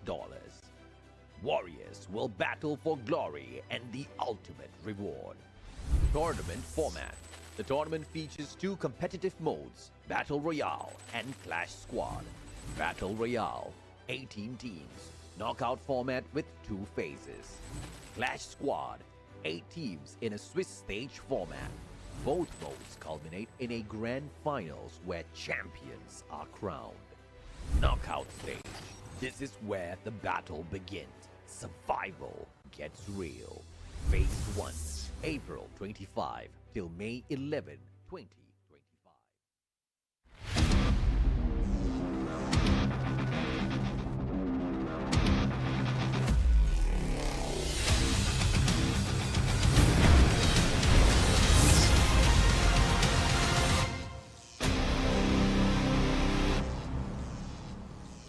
Ladies and gentlemen, welcome to the show in this Free Fire World Series Southeast Asia Spring 2025, Week 2, Day number 3, and we are done with 4 matches already, and we are still energized because we have our sponsor right here, Red Bull, who keeps us refreshed and energized all throughout. On the caster says, I am Neptune the Gentleman Garcia, and my nephew, Husky, bringing the action to your screen. Yeah, 2 more rounds, I still have a lot of energy going through my veins. If I can't sleep tonight, I'll drop you a text, right? We're both really juiced out by Red Bull, and again, I found my favorite flavor, and it's a very fruity one. Either way, with Kalahari left, Kalahari and a random map, and every time I see Kalahari, I always look forward to how it shakes up the competition, right? I think Kalahari is still, despite being one of the OG maps, is still one of the more complicated maps to play. It's one that really challenges a lot of the teams out there. You have to really think about your movements with how less cover the map provides. And of course, when you talk about Kalahari, you talk about Indonesian teams. So that is also something that I think a lot of ID fans will look forward to. Yeah, Kalahari has been dominated from these groupings by Bigatron Esports, and yeah, definitely even RRQ has doing quite well, especially if they drop on Refinery in this spot. And this is a game changer as well. Every time, like from the previous format of our tournament in the maps, Kalahari is mostly in the middle, and it just throws off the tactics of the team because of what you just mentioned. Not so much of cover, plus the addition of the hook gun that can give you more of an exit and entry strategy in terms of engagement that's just not available in the other maps. And again, so far, Reverse Red is the only team that has gotten 2 booyahs today, but they also are the only team that has truly played 2 rounds today, right? Like round 1 and 3 were sort of a no-show. So we'll see if they get to keep themselves in the game for round 5. Thailand, as usual, has been getting majority of the spotlight today, thanks to their performances overall. But just like any other round, RRQ Kazu lurking in the shadows every single time. They got the booyah in round 1, and ever since then, they have been always put themselves in that top 3, in that leaderboard. Let's see if they can repeat it once more. Yeah, let's see if they can repeat it once again. And looking at top 3, I did mention BTR in the number 1 because of the groupings, but if we include WAG, then they will be the ones topping it off. Imagine 72 points in Kalahari, but PE Sports will be there as well. And as I mentioned, RRQ is also doing quite well in this map. So there's a huge chance that they can grab another booyah. There is a potential for RRQ right here. It just depends on the other team as well, because a lot is using snipers already, and this is a sniper's nest as we used to call Kalahari. Oh yes, it's again one of the more unique maps. Very, very classic. I remember Kalahari even went to a bit of a reworking phase at one point, the redesign, and it's good to see though, at least on the top 3 list, we don't have at least Buriram sitting in top 3 in this case, right? Like the BTR, I was expecting RRQ to be on that list. I think everyone was expecting RRQ. That's kind of the shift that we love. Different teams taking up the mantle. PE Sports also being in 3rd place overall. And then putting that together, these two teams also happen to be in the middle of the pack today. Yeah, I mean, that's one thing though. At least you have one map that you can take advantage of in terms of getting all those points. And as much as we want to hope that's not the case, everyone can get as much points. But, well, if that is something that they can work with, like what we've seen RRQ, Buriram United has done, even WAG has done already, Evo's Divine, as a matter of fact, from yesterday, regardless of which map, though there is a pattern of winning, losing, that up and down, but still it's not map dependent. So it just comes down to tactics, how you can adjust if in case you experience hot drop in the early parts of the knockout stage, then you need to make adjustment in a drop spot. Like, don't let pride take over in those engagements, especially in the early parts. Yeah, and being hot dropped on Kalahari, right? Early engagements in Kalahari are so much more punishing in certain areas. Again, lesser cover to work with means you really have to rely on just raw gunfight. Not to mention that a lot of areas have very minimal resources, but they also are some of the preferred drop spots of certain teams. And every single time you see teams get into an early fight on Kalahari, it usually ends in a full team wipe.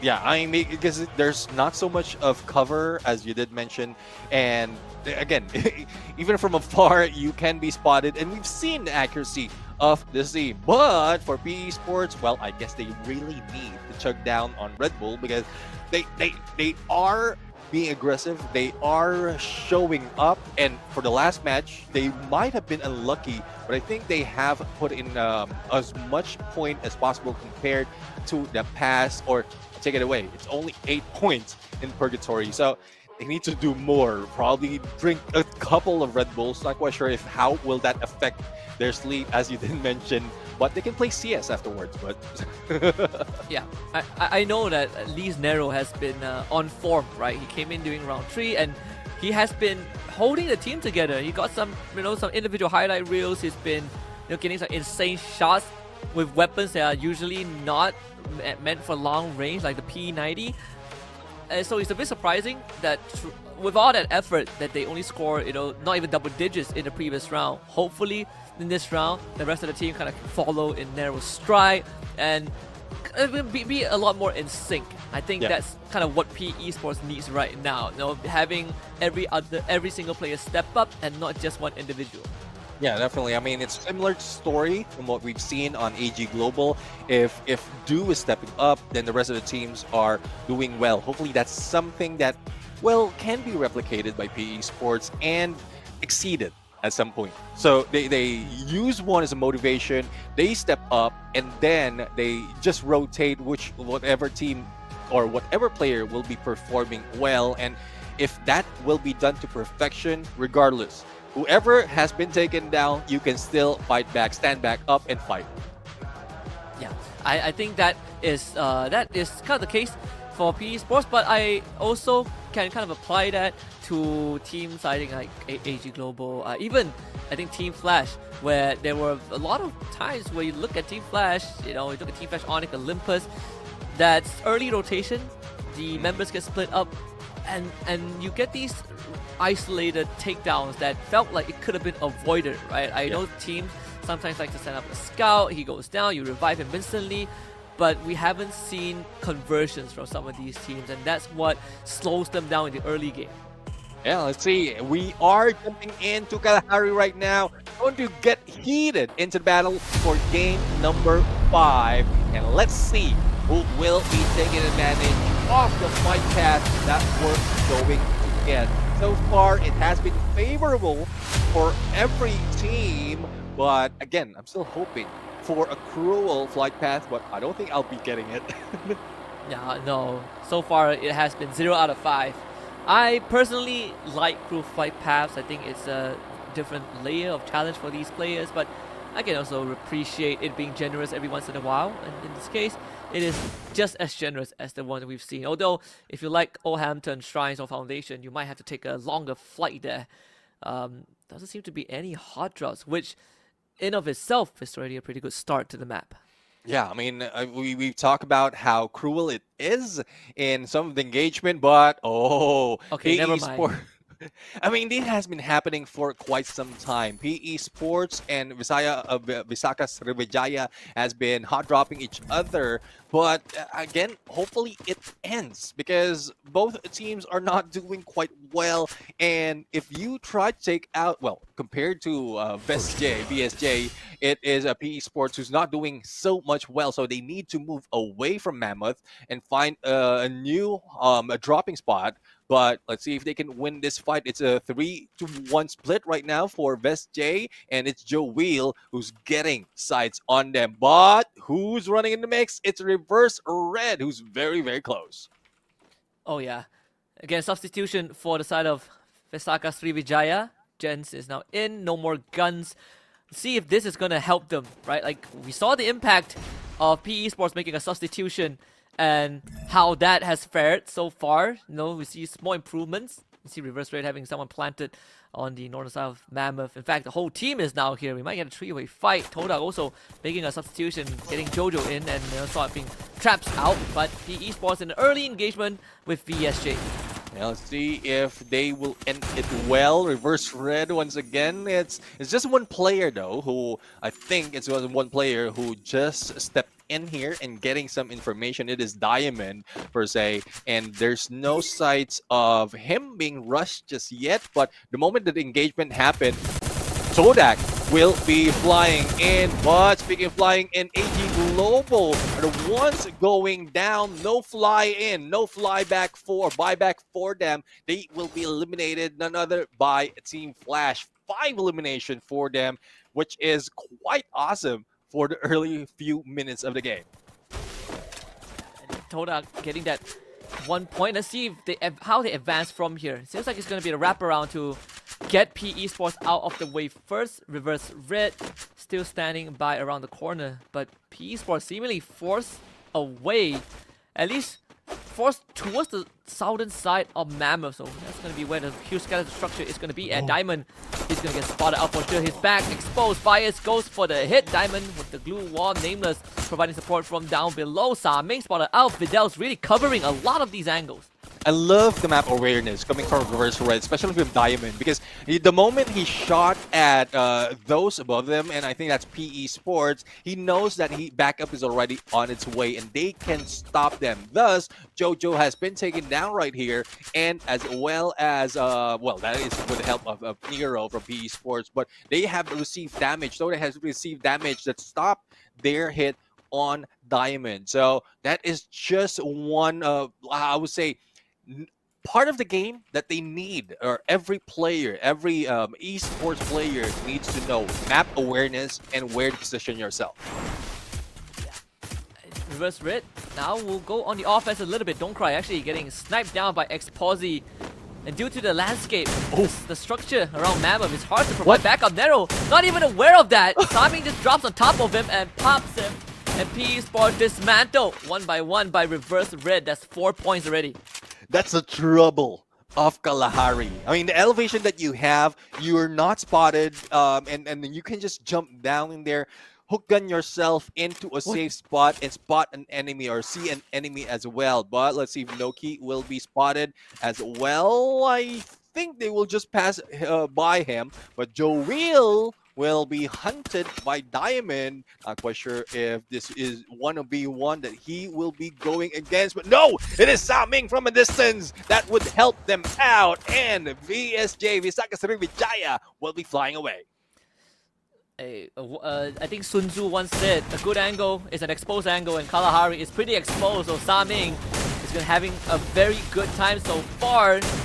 Forcing to CQC, not the usual flavor. Will trade his body for Noki, but of course, with his teammates around, reverse red gets him back up. 6 points to kick off the round.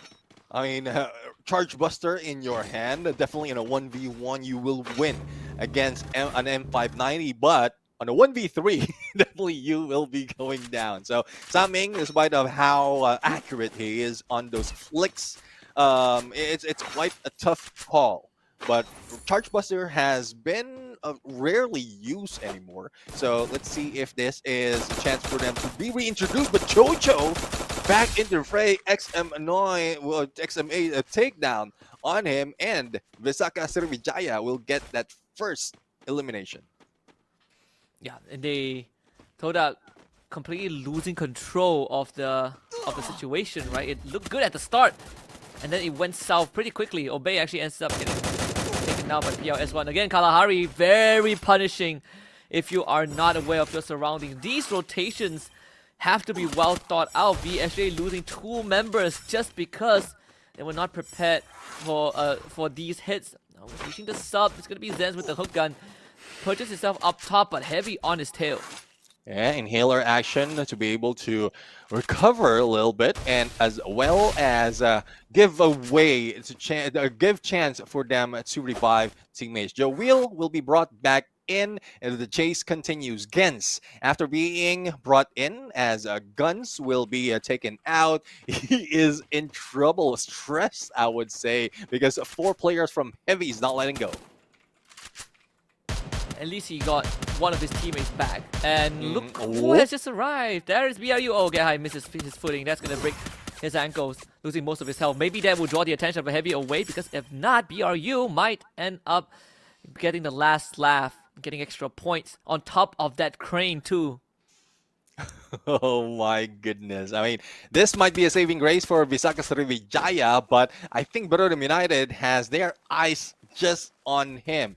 And Heavy already got away from that, hearing all those gunshots. That's not coming from their team. They need to take cover. But what can be done? Barodam United on top of you, aggression overall, and they will not go down until they are ready, or they got that takedown or knockdown. So this is just a waiting game for Gens. Hopefully, Joel has invested so much in coins already to bring him back up, as well as the rest of the team. And here comes the offense from BRU. Wasana once more alongside Jonah leads the charge. There's no chance for them to win that one. You saw it coming from a mile away, and it's not even because of Wasana or Jonah. It was Moshi who took him out from afar. RRQ, Kazu, and the favorite spot at Refinery finds intruders from PE Sports, and Dutz is trying to flush them out. Well, let's see if they can flush them out. Nero already exposed, but managed to hide away. I guess that's a good distraction to put focus on Nero. He is jumping away as well, leaving 3 of their players behind, and then the rest follow suit. But look who's waiting. It's a Bay and 18 Deer linked up with Electrotherapy, and they will be chasing it as LBT. So with that launchpad already used, there's not so much of getaway that can be done, but they still have a hook gun available. Yeah, just even relocated, but now is facing some pressure from PE Sports. And Kang and Don't Cry looking for him, but have not found him so far. The rest of RQ Kazu, they get to cover him as well. Abai deciding to make a detour. If they can pick up these 2 members of PE Sports, it makes the life of RQ so much easier, and now they make contact. Don't Cry getting swarmed 2v3 in favor of RRQ Kazu, and they make quick work of these two PE Sports players. And I was questioning why Dutz has to turn around for the blue wall. That is the answer. He was just waiting for the rest of the team to really go in for a pinch. LBT and Nero needs to go away, and no cover that they can use that much. But Nero managed to get a vehicle leaving LBT behind, but still, there is hope. They won't be letting that go that easily unless Nero will be taken down on his approach. And BRU actually lost 2 of their members around the sub, so Heavy seemingly putting up quite a fight against Buriram United. Instant revive on both Wasana and Get High. BRU will now look to retreat and regroup. Yeah, they are regrouping, they are rotating, and that's what's happened. I mean, most of the time, Buriram United is just silent. They are quiet, unknown, unseen. But now that they're showing up, they're like a lot of third party might be happening, and thus they're losing a few other players. So they need to reposition. They need to like stack up on resources once again and slow it down. We're still in 10 minutes. The marker that they have, as you talk about, was 15 minutes. So let's see if they can buy 5 minutes more and get back on track. The circle only occupied by reverse red so far. Heavy holding the sub, and they have been able to ward off BRU, which gives them a lot more control on the southern end of the map. We see that Arbon Dinoculus getting used too. So Todak getting spotted out. BRU decides to poke their heads out a little bit, but finds it a bit difficult. Again, open area, they're gonna take this fight. Todak has no idea who they're about to engage with. So we'll see if they are prepared. In fact, Team Flash almost ruins the party. Jojo now needs time to heal back up. Retirement comes through. BRU ready to engage.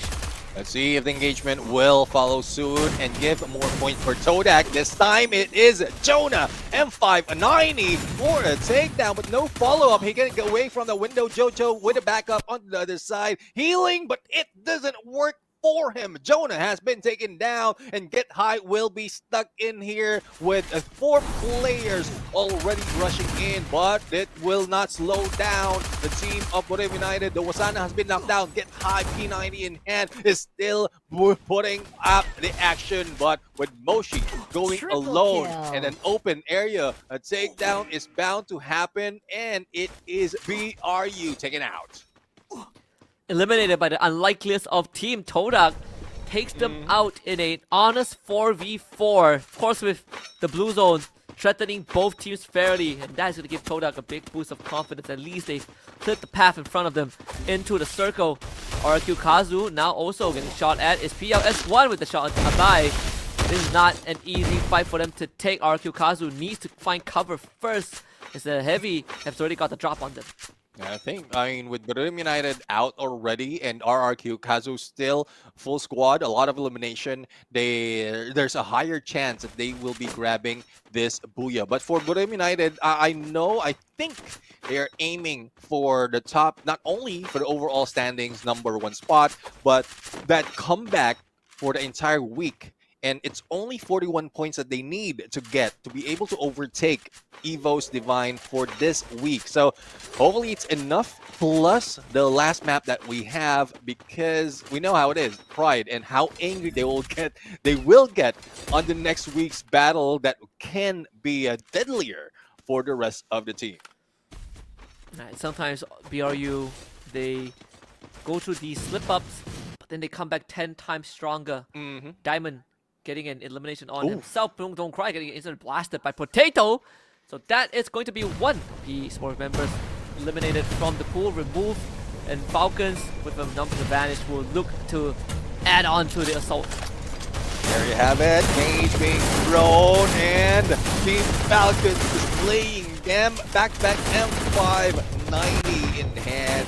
M579 in the hands of Team Falcons. They're still in a row for this carnage. Open up. This is Team Falcons knocking on your door, and there goes the team wipeout. Perfectly executed by Team Falcons. They've already gotten an advantage just by taking out one of the PE Sports members. And there was really nothing much that PE Sports can do to stop this aggressive maneuver RQ Kazu are back. What was that reaction? Hans didn't know what hit him. 18 Deer comes in to provide support. Double Riptide Rhythm just to express PLS1 to Team Flash, who now joins the fight as the third party. Heavy Money went down, but another Vietnamese representative is now in the battlefield. Player number 3 is plugged in, and RQ Kazu, they're gonna look for a reset. I love how they just scattered around after that Riptide Rhythm broke their cover and pulled up a lot on their way. But it's still not over. It is RRQ. It's bringing down Team Heavy. But on the other side, Bigatron Esports has been eliminated. And there's no more back away for RRQ. It is Team Falcons who will be pinching them. And I think there's about time for Team Flash to get away. The blue will be closing in and Falcons is whooping. And RQ, unfortunately, they try to back off and run into an even deadlier squad. Heavy also falling victim, but to Team Flash themselves. Falcons now. Next on the list is the Zom with the snipe on the Peter. And Team Flash in prime position to wrestle control of this round. Potato taking so many shots. It is so hard to avoid. Diamond from the back makes it close to impossible for Falcons to get out of this predicament. And even better, Reverse Red doing 2 tasks at a single time. Falcons being taken out of the picture, but Team Flash also suffering damage. Dude, I mean, Team Flash, unlucky because they have 2 teams going against them. Team Flash has thrown a Rebel Rush, or rather, Riptide Rhythm, and then followed by another one coming from Reverse Red. But they've lost Wang in the moment, and Jojo right now is being targeted in the tower. There was a time where in this tower is not very advisable for any players, any team, but I think it's working for Todak right now to survive a little bit longer. Let's see how long he can stay hidden. Because Reverse Red, they're coming from for the hat trick of today, the third booyah. Ooh. They've heard our cries of not being inconsistent. They got a booyah in the previous round, but unlike earlier today, they made sure that they stay in the running and they made sure that they're gonna go for a back-to-back. And Diamond knows where Jojo is. It's either the blue or Reverse Red. So I think for Reverse Red, they're gonna focus a lot more on Team Flash.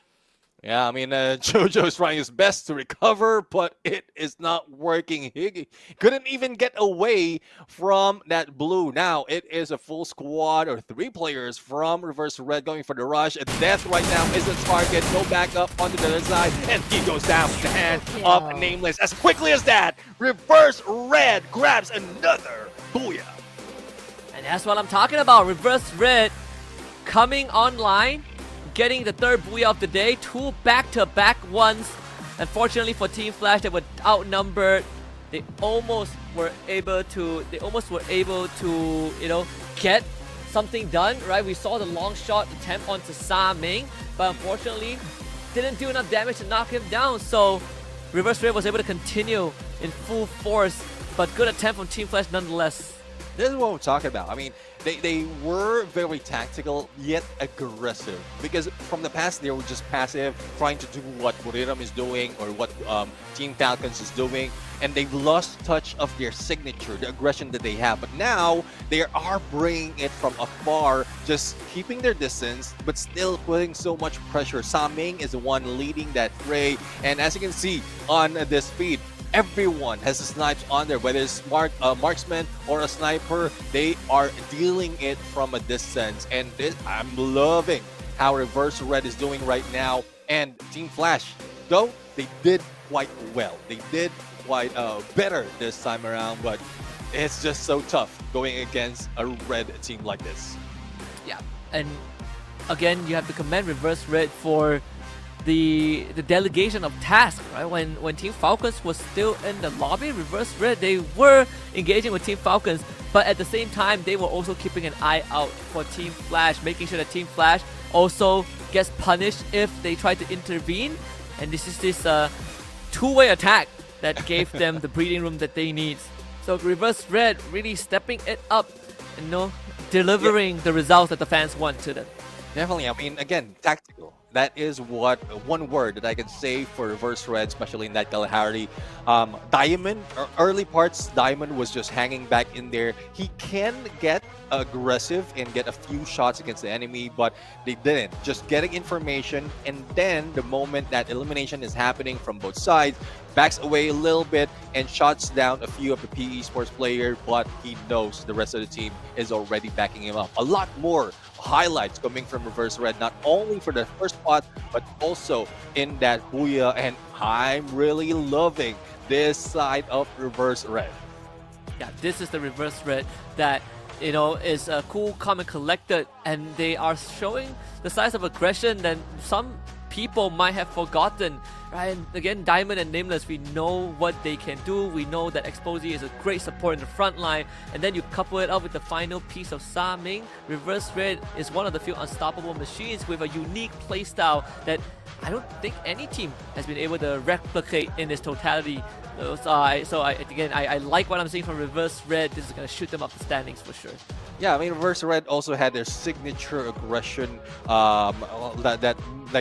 it's slowly coming back, but I can't say anything more for Reverse Red. We've hyped them up when they're low. Now that they're doing quite well, even better than Evo Zubine because of the transition of the Booyah that they're getting. And if they grab another one on the next map, it would beat everyone in this season. But still, they aren't at that high in terms of the leaderboard. There's still a lot more work to be done, but I think they are on their way to get top 6 and secure themselves to get to the grand finals. Yeah, and if they have one more round to do so, and if they end up in top 6 after this, I think, you know, whatever lows that they went through, it wouldn't matter as much, right? It would set them up for success for next week, which again is the most important week for all of these teams in Phase 1, just because it gives you a direct qualification into the Stage 2's play day, and that increases your chance of qualifying for the finals directly, and that is a considerable amount of time to take a break and strategize if a team makes it through. Yeah, and just to go in for a comment section before we go to the interview, Mayak, yes, that is true. But let's head over, listen once again, and look at Lisa as the interview for Thailand. Welcome back again to the interview session, and right now I'm here with... Exposé จาก Reverse Red ครับ Okay, first of all, let me ask you, how are you feeling right now after you get 3 Booyah? This is the 3rd Booyah of the day. Like, whoa, what a performance. How are you feeling? รู้สึกไงบ้างกับการที่ได้บูย่าที่ 3 แล้วในวันนี้เพอร์ฟอร์มแบบอย่างดี ก็รู้สึกดีมากครับเพราะว่าโค้ชบอกว่าถ้าได้80จะพาไปเลี้ยงข้าวครับ He feels so good because if he got 80 scores, his coach will take him to dinner, all the team to dinner. Okay, I hope you'll get 80. For sure, he's gonna get it. So, to the next question, how do you feel about the character Kairos in this game? รู้สึกไงกับคาแรคเตอร์ Kairos ในเกมนี้บ้าง ก็อยากให้ GM เนิร์ฟหน่อยครับเพราะว่ามันยิงแรงมากเลยครับ Please GM nerf this character ASAP. It's way too good, too OP. Okay, on to the next one. What did you eat to get the 3rd Booyah of today? แล้วคือกินอะไรมาทำไมถึงแบบโอ้โหคว้าบูย่ากระหน่ำกระจุยกระจายขนาดนี้ กินกะเพราหมูสับไข่ดาวครับ Okay guys, pretty basic menu of Thailand. Stir fried holy basil with ไข่ดาวนะ and sunny side ups. Guys, better get it. Okay, on to the last question. Is there anything? Oh yeah, we can't forget the Bermuda. What happened on the Bermuda game? Like you lost on 12? Yeah, as I recall, on 12. เกิดอะไรขึ้นกับด่านเกาะสวรรค์โอ้โหจบไปแบบแกงที่12เลยอย่างรวดเร็ว ไม่มีอะไรครับพลาดกันเองครับ Nothing much, just we screwed up a little bit. Okay guys, anyways, thank you so much for the interview this time. Now let's get back to the shoutcasters. Goodbye. Okay, Misa. You know what? Now that they mentioned it, Thailand food, sunny side up, their sunny side up eggs are one of the best I've ever seen. Like visually, it looks great, it tastes great as well. I love Thai food because I love spicy food. So yeah, they bring everything, right? The sweet, the sour, the spice. It's like parpopgo in a meal. Which that now that I hear myself, it didn't come out that the way I thought it would. But yes. Yeah. Yes. I mean, it's true. All this talk about food, especially every time Thailand is getting that booyah, is making me hungry. But I do agree. I spent 3 weeks, I think, when I was working in the ship in Thailand, and I'm loving the food. I'm not that much on the too much spice, but I got used to it, and after that I was just looking forward to more. But looking forward to more of the MVP would be second time around, diamond if not third. It is 6 elimination and 2905 in the damage plus 7 knockdowns. Still wearing the same character class, but this time has used more of that AWM. And Diamond, we don't get to spotlight him as much, right? We always package Diamond with Nameless as a duo, you know, with that A124 and Cassie. But sometimes you forget that he is the one that puts himself in the line of fire and gets things done, right? He cleans up after Sa Ming. And this is one of the few times where, you know, Diamond kind of puts up enough elimination, and instead of taking the aggressive route of running a Tatsuya, he makes sure that he still was able to provide utility that benefits the rest of his team with that A124. Yeah, I don't think anyone would be expecting an A124 because it hasn't been used that much. He tried to use that against, was it JoJo from Todak earlier? But it's just like working for them. Just like putting that thrill of battle into the fight will really disrupt anyone with the electromagnetic wave that it has to disable any of the activation. And pretty much that's why it has been a meta from the past, because if everyone throws A124, especially if there's no unique skill rule just yet, then you can win the battle without even stepping into the room. And I think, you know, an ability that can disable other abilities is one of the most powerful mechanics in any game. In this case, reverse thread. Again, we mentioned about refinement, right? And that is probably what's going to set them apart from other teams, especially when they are running compositions that are slightly different from the norm. Hall of Fame, aside from Diamond with 7 knockdowns, you also got to give credits to JoJo with 3.9k total damage as a sniper, and Def with 7 eliminations as the bomber. And looking at the game standings right now, 28 awesome points from this team, 16 elimination plus that placement. But Team Flash once again getting in on the top. Team Falcons, though, they didn't get so far in terms of survivability, taking that 4th spot, but they did get 16 points. The same goes with Todak, that has been doing well. Again, the motivation that Vamos has brought into Malaysia, it's really working. Hopefully this continues because they need a lot more.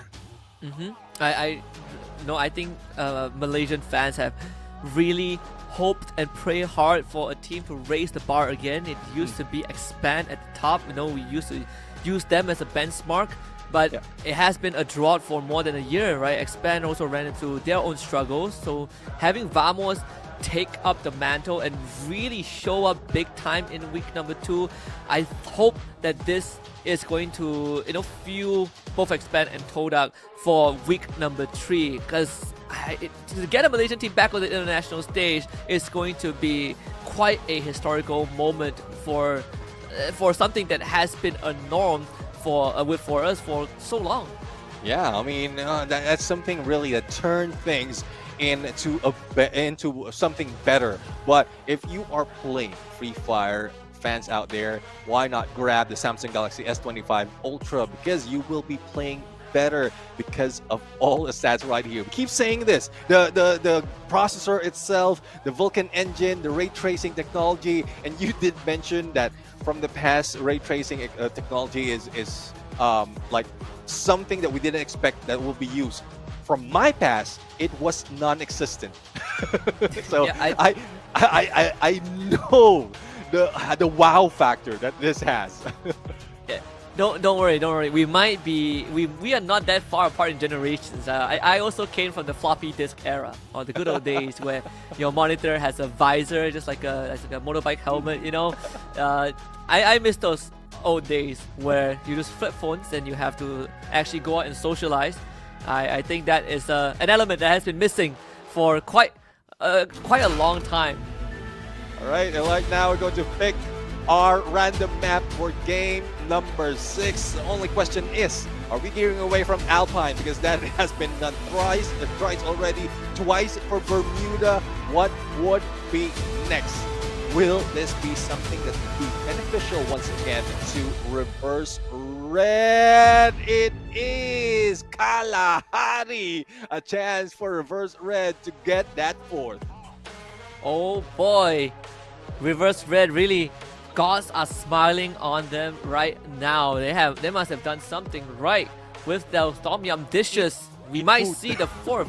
Eat food, right? They're eating the right stuff. They're getting the right blessings from the RNG. So back on Kalahari, there are opportunities for some teams to right the wrongs, not just reverse red. You know, we know the Team Flash also made it to the final circle. Todak also was a part of that conversation. If there's any teams that want it bad, is definitely going to be, for example, Team Flash, who lost out by a breath of the hair at the very end. Right now, Kalahari, aside from WAG, we got Reverse Red and RRQ on the board instead of Team Flash and PE. As quickly as that, I mean, just Reverse Red has overtaken a lot of teams already, and even in the top right here. So right now in this group, they are the best team, the top team in the map. The only question is, will they retain it? Because I think they pulled a lot of tricks already that can be readable by the other team, unless they have a lot more of tricks on their sleeves. Let's see if there's any more shenanigans, any more rabbit in the hat that we haven't seen from some of these teams. We're gonna strap in and go to Kalahari for the last time this week and see if Reverse Red will give us their 4th booyah of this evening. Because if they do, Reverse Red will effectively set themselves up for success. Yeah, let's see if that would be the case. Vic says that Reverse Red might have gotten the booyah, but PE Sports, this is their playground. Well, they have to show up. They have to show us that they can take that away. As we get back, I don't think the hot drops will be happening unless PE Sports thinks otherwise and they drop in against a Mammoth. But no, they have a different story. They want to go against RRQ. Well, really switching it up. PE Sports from starting at Mammoth to now coming to Refinery. They seeking for this round number 2. I'm not really sure if that is the smartest choice. It is RRQ's playground. So if PE Sports drops here, it is going to be incredibly painful for them. Oh yeah. Definitely, it will be painful, especially as to where they are on the leaderboard. But Nero right now, that 1v1 on that 2nd floor already paid off. And another one being brought down, but the vending machine is just quite near and just will be brought back. But Ma'al might be in trouble, but a 2-shot will make work for him, but not for long, because Don't Cry will bring him that pressure.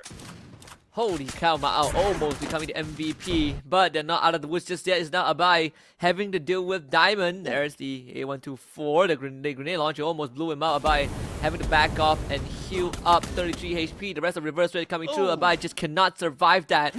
The worst possible start for RRQ Kazu. Dudes now left to pick up the pieces.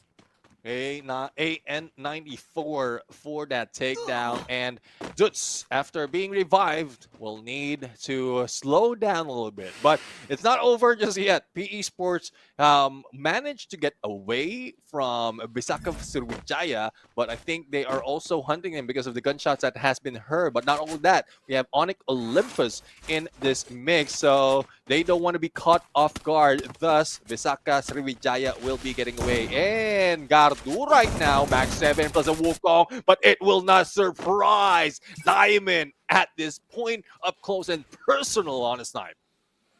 Yeah, just sees right through his trickeries, his bag of tricks. VESJ instantly gets a revive to regroup. AG Global right now next on PE Sports hit list. It seems like PE Sports have a change of plan, now going full aggressive to rack up the points, and they are doing just fine. LBT with Chinoi down, and AG Global cut down to just 3. Yeah, I mean, this is what I'm asking for. PE Sports to show us that this is their playground. And yes, they are just challenging team after team. But unfortunate for Nero, he has been brought down with the rest of the teams of PE Sports are ready to rumble. There goes a Thompson in hands of 2. Oh, it's not a sniper. There's no ADS at this point, but he is still hitting it. Oh no, that's not how it's supposed to went. They got over ambitious. Could have just stacked up 2 versus 2, but one of the PE Sports members decides to be a bit cheeky and take a launch pad for the flank and ended up becoming a victim. Now he's Def and the Som left. Oh no, it's only the Som left. Def has just gotten his head popped. BTR looking to clean up Team Flash, and they will do exactly that. Team Flash down to the last legs, trying to run away to safety. It's Hwang M to keep this run intact.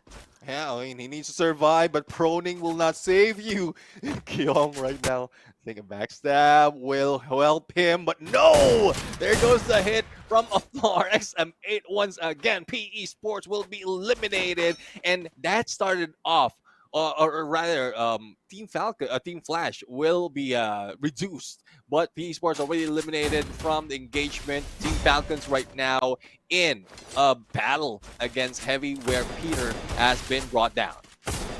And with how much damage Team Flash went through, I'm surprised that they're still in the game. Potato will be shot down by Mufasa, and he will be removed temporarily from the lobby. Team Falcons will instantly bring him back. Potato was far away from the squad at the beginning, as they are majority hanging out at Refinement. Plenty of time to stock back up and reset. Yeah, I mean, I want to point out as well earlier what BTR did to win that fight against Team Flash. Like, Death has been annoying from that rooftop, and that AC-80 really made work. One shot and he's down, and that made them win that gunfight. Now for Todak right now, they are challenging Visaka Sriwijaya, but only one player is in here trying to defend himself against and obey from afar. But it's a good thing that Bidels managed to pull up a glue wall to save him, and they can focus on Gens at this point. Trogon in hand, have health healing himself, and that is just buying him time before the rest of BSJ will be backing away. Toda getting 2 quick points just off of smart gunplay. The SJ will have to take a chill pill for now. Team Flash getting removed by RRQ Kazu. That's two of the 3 Vietnamese teams today eliminated. Definitely not the development that I expected from the start, but with Team Flash out, I think AG Global will be looking forward to Team Flash drinking soy sauce at the end of this. Oh, I can only imagine the look in the face for I think was it Death who is on challenge right here.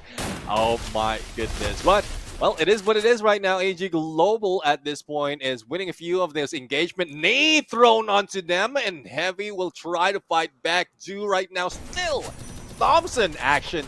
Thompson domination, and he is getting 4. Really putting in the numbers, dude. One of the few uncrowned kings of Thailand came close to a world trophy in Bangkok 2022 with Nigma Galaxy and fell short thanks to Magic Squad and BRU. Coincidentally, there was also the round where BRU dropped a close to 40 bomb to win the entire championship. He also had gone through a bit of a rough patch, you know, like I think after the World Series, you know, it was like a 2-year rebuilding phase for Dew. Never was able to hit the ground running most of the times, and even had times where AG Global don't even qualify for a regional event. You can imagine the disappointment in the fans, but it's good to see them back in action and with Dew at the forefront.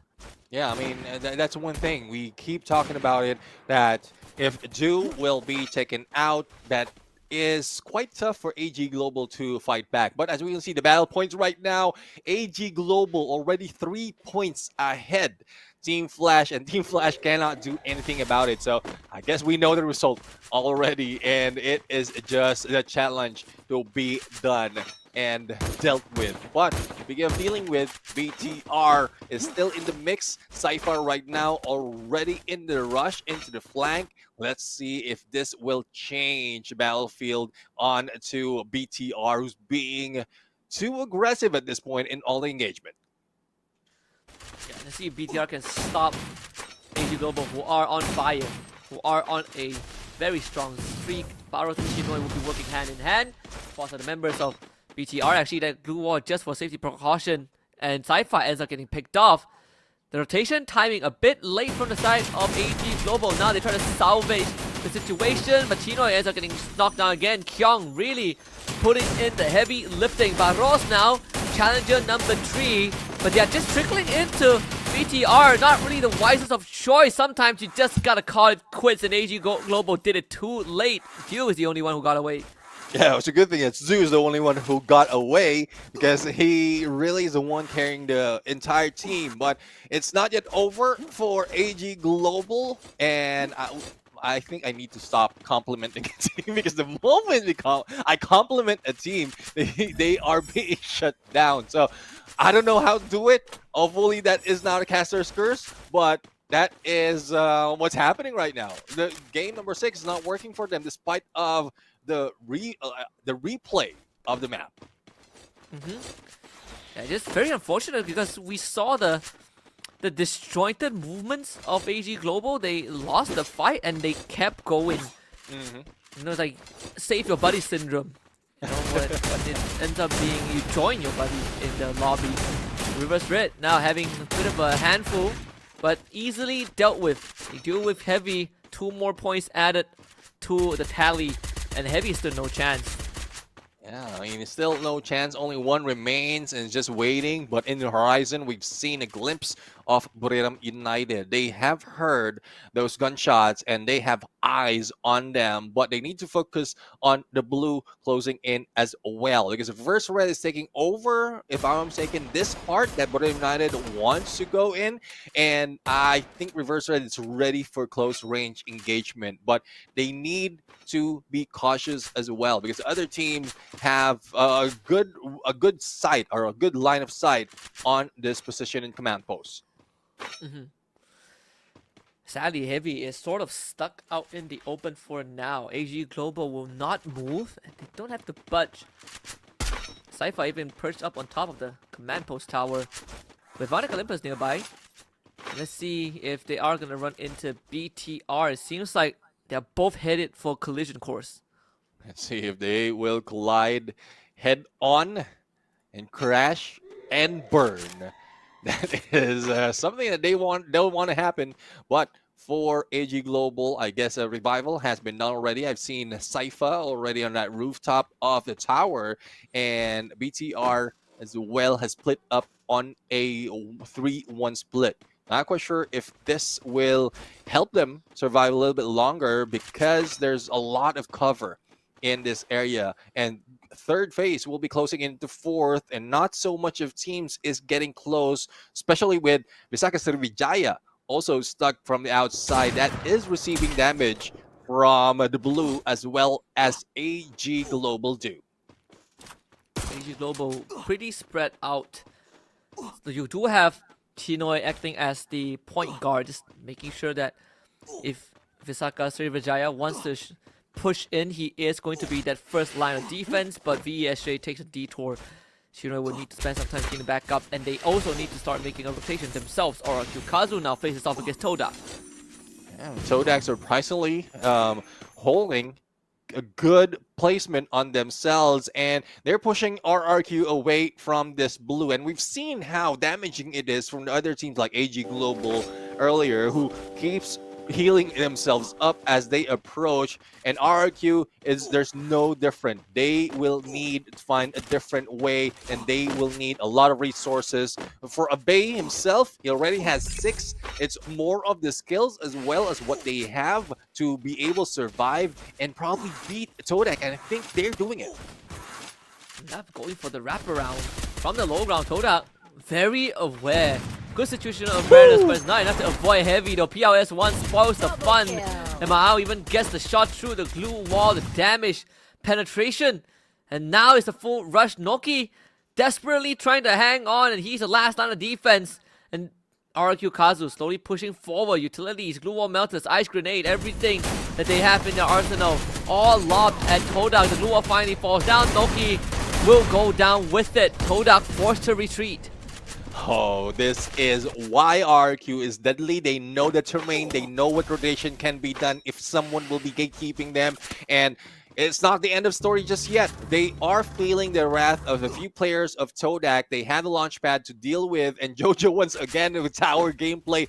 I'm quite sure, bro. You might be playing tower defense on Battle Royale, but you do you. The rest of the teams right now is just fighting against each other. Brim United with 2 eliminations and 2 down. I don't think they will survive this much longer. We've seen miracles, but it has been pretty far and few in between in the past 2 years with how much other teams have started catching up. But nonetheless, we have 2 of the highlight makers, especially Wasana, one of the youngest players on the team, and also one of the most valuable acquisition in Free Fire transfer history. After FFSI instantly got acquired by BRU and went on to get crowned as the best CQC player, the best rusher for a long time. And I still think he is the best rusher. No one can take the title from him just yet. Yeah, I mean, indeed. Like, if he rush, he will not back away that easily unless he is alone and there's no backup. But speaking of backup, there's no backing up for AG Global anymore because they will be eliminated on 9. Now, we still have 8 teams remaining. And as you can see, we're going in from the 5th to the 6th. In a bit, once that blue closes in, it will start to shift and it will throw off every compound that they have taken at this moment. And it's just bound to happen. They've made it passive already. Some did aggressively, but they fell down a little bit too early in this game. And you see that hop is BTR straight into the hands of Falcons, and Heavy is also around the corner.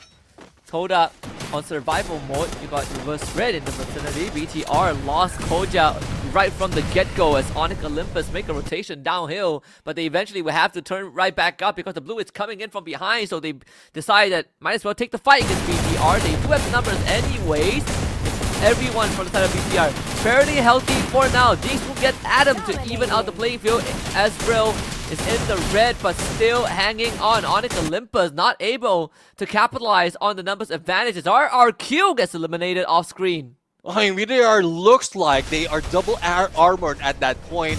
There's not so much damage has been dealt, but without Heavy, they could have been still a 3-man squad. But this is payback time as Royale getting angry, would want to put so much of elimination, but I don't think this is a smart move. Cyro is in there in the back. A possible backstab might happen at this point, but no, it is Azrael who ends him as well as Onyx Olympus in this day. And with only a few seconds remaining as the blue will start to shift, it is not looking good for Heavy right now because they're just knocking at doors. There's no stopping BTR because they have 14 elimination already. I think they lead the target. And now they have locked themselves in, and in fact 1v1 at the end of the day is Heavy that ends up coming through. You are not trapped in here with me. Wait, no, I'm not trapped in here with you, as they tell BTR. Good move from Heavy, right? They spent so much glue walls. And now here comes Reverse Red, second challenger. This is going to be a tight final circle, and Reverse Red in prime position to get a booyah again. Yeah, Heavy just says, "Thou shalt not pass." And there goes a finishing hit against Keroro and taking down Team Falcons. In terms of numbers, you are correct. Reverse Red is looking at another booyah. Faiz just waiting in there in the corner, and Heavy right now. I don't think they can pull the same trick all over again. And though they have similar look in terms of elimination for BTR, but Team Heavy, I think they've lost a lot more resources already. And trying to break down these glue walls is Or an easy task. they're trying to barricade them in so they will not move with the blue. That could be a way too. I mean, Fires, he's actually sprung into action a little bit. He might have stirred the harness nest a bit too early. Fires wanting to place spoilers, and now he's gonna get jumped on by the entirety of Reverse Red. Trying to turn around the corner. Fires once more will buy time, escaping the jaws of death. But Diamond is looking for him and he sees him. Just shoots him in the back of the head. Fires goes down now. Heavy out into the open. It's 2 vs 3. Time turner gets dropped. 1v1. Mufasa wins that against Nameless. Opportunity is going to be there for Heavy. If they can make this work, it's up to Diamond and Saming to give Reverse Red number 4. Let's see if they can get the number 4. I mean, Heavy looks like they are really heavily armored at this point. Diamond jumped in, but with a few HP left. Mufasa right now eating the blue as well as the bullets, but this might be it. This might be it. Reverse Red break the record for this season of FFWSC 4 Booyahs a day. So close yet so far for Heavy. Mufasa was about to be the hero, the replacement of the Lion King. He was literally about to bring Heavy across the finishing line with the amount of 1v1s he's been able to manage, but Saming pulls through in the very end. We don't see him in the front lines often, but when push comes to shove, Saming stepped up to the plate and almost dropping a collective 20 eliminations for Reverse Red. I think they ended with 18, so that's 30 points, the highest a team has ever gotten in a single round today. Yeah, I mean, 30 points for the day, and I know they're aiming to be in a safe spot. I think they've hit that already, coming from a very low placement in overall standing, but there's still a lot of work to do. But Reverse Red, I'm loving this, the aggression, the tactical, the tactics, the strategy overall. Even at that moment, I pointed it out, they were not pushing against Heavy. They are stopping them from escaping that container, and that was a smart move. I didn't realize it until it was halfway through what they're doing. Yeah, just making sure that Heavy is contained so they can deal with Todak first. And part of me felt like Fires could have waited a bit longer, but still, Heavy almost pulling out a outplay, right? Mufasa deserves a bit of a shout out for that final sequence, but Reverse Red, 4 Booyahs in a single day, 3 back-to-back in the second half. The entire second half belongs to Reverse Red. I mean, the record has been broken for the number of Booyahs. The record has been broken of consecutive Booyahs that will be done. Now, another challenge that will be put in for Reverse Red is if they can beat the 5 Booyahs that Royale has done in the past. But that was way back in the past. It's not happening anymore for Royale United. Not quite sure if they will still get that, but I still love how they're playing it. By the end of the day, they want to take that number 1 spot, and they did. It's not quite far though from Evo's Divine, but I think RRQ also managed to catch up. Yeah, I think, RRQ, I think this round was probably the more underwhelming one for RRQ. They got knocked out in 8th place. And we also lost both PE Sports and Team Flash right at the start of the round. The fact that Heavy was able to survive until the very end and even put up such a fight against Reverse Red.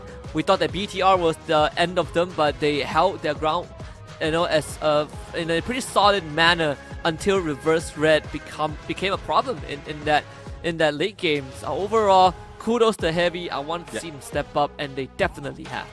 Yeah, I mean, Heavy has been doing quite well in terms of how strategic they have, survivability overall. Currently, compared to the ones at the bottom of the pack, they have 114 in survival or placement points. But also, they are doing quite well in elimination and getting close to what Vamos has done in the past. But still, Vamos is still above them because they had that lead. So Heavy, a lot of promise that will happen, but let's get back to once again Misa and Reverse Red for this interview. Hello, everyone. Now, this interview session, we need to congratulate our winner right here for the fourth, guys. Fourth Booyah of today. Congratulations. How are you feeling right now? รู้สึกไงบ้างบูย่าที่ 4 แล้ววันนี้ อยากกลับไปนอนครับ He wants to go back to sleep, guys. Let him rest ASAP. Okay, next question. A lot of fans are asking about how to be as good as you at playing sniper. ทำไงถึงจะเล่นสไนเปอร์แบบโปรแบบเรา ก็เบียวอนิเมะเยอะๆครับ แล้วก็ตั้งชื่อซองนำหน้า You need to really love anime and put song ใช่ไหม ซองจินหมิง ชื่อ song Yeah. Okay, you need to have your name as song and something. So that's the tip, guys. Please change your name right now. On to the third question. What did you eat today? After your friends told us that he ate kapao. How about you? What did you eat to perform so well? กินอะไรมาถึงแบบโอ้โหยิงโหดขนาดนี้ กินน้ำเปล่าครับ Only water แค่น้ำเปล่าเลยเหรอ ครับ ไม่มีอย่างอื่นแล้ว อ๋อเลดครับ เลดอะไรนะ เลดบู เลดบูครับผม โอ้โห โอ้โห วันนี้กินไปขวดหนึงครับ โอ้โห โอ้โห อร่อยไหมคะ อร่อยครับ อร่อย โอ้โห เอาละค่ะ On to the last question. How about character Kairos? What do you think about this character? คิดเห็นยังไงกับคาแรคเตอร์ไคลอสคะ ผมเกลียดไคลอสครับ He hates Kairos. He hates it. He hates it. That's all. Okay, thank you so much for the interview. Now let's get back to the shoutcasters, guys. Bye. Okay, so I've already got one out of the two condition that he mentioned. I just need to change my name to something a song. So with songs, I'm watching anime, but that name that is legally difficult. But anyways, Reverse Red. Whatever they've done right now is also difficult. Whatever they've done right now is not easy, but I love how it's turning out for them. Hopefully it's not just one day. Hopefully we've seen more of Reverse Red. There's a chance for them to get back, take the spot, get in the grand finals. Not only that, a chance for them to show up similar to when they got that Snapdragon series, the Mobile Masters. This is just them getting back to their usual ways. Yeah, again, the Snapdragon Mobile Masters was, one of the highlights. I think it's still the career peak for the Reverse Red players, right? Afterwards, they were the first team ever to earn the direct slot to EWC, and then afterwards, they were Twisted Minds for a while. Like I remember getting the jersey in Riyadh. So again, they've hit the peak. And then right now, if there's any moment to do that, it's in the new season where it feels like they've adapted very well to the format. Maybe previously when you can have the same character active abilities in the team, it limited the creativity. Teams are not willing to explore as much, but maybe this format is what's going to really activate the Sleeping Tigers in a lot of these teams who have what it takes, but wasn't pushed to explore. Yeah, and that's one thing though.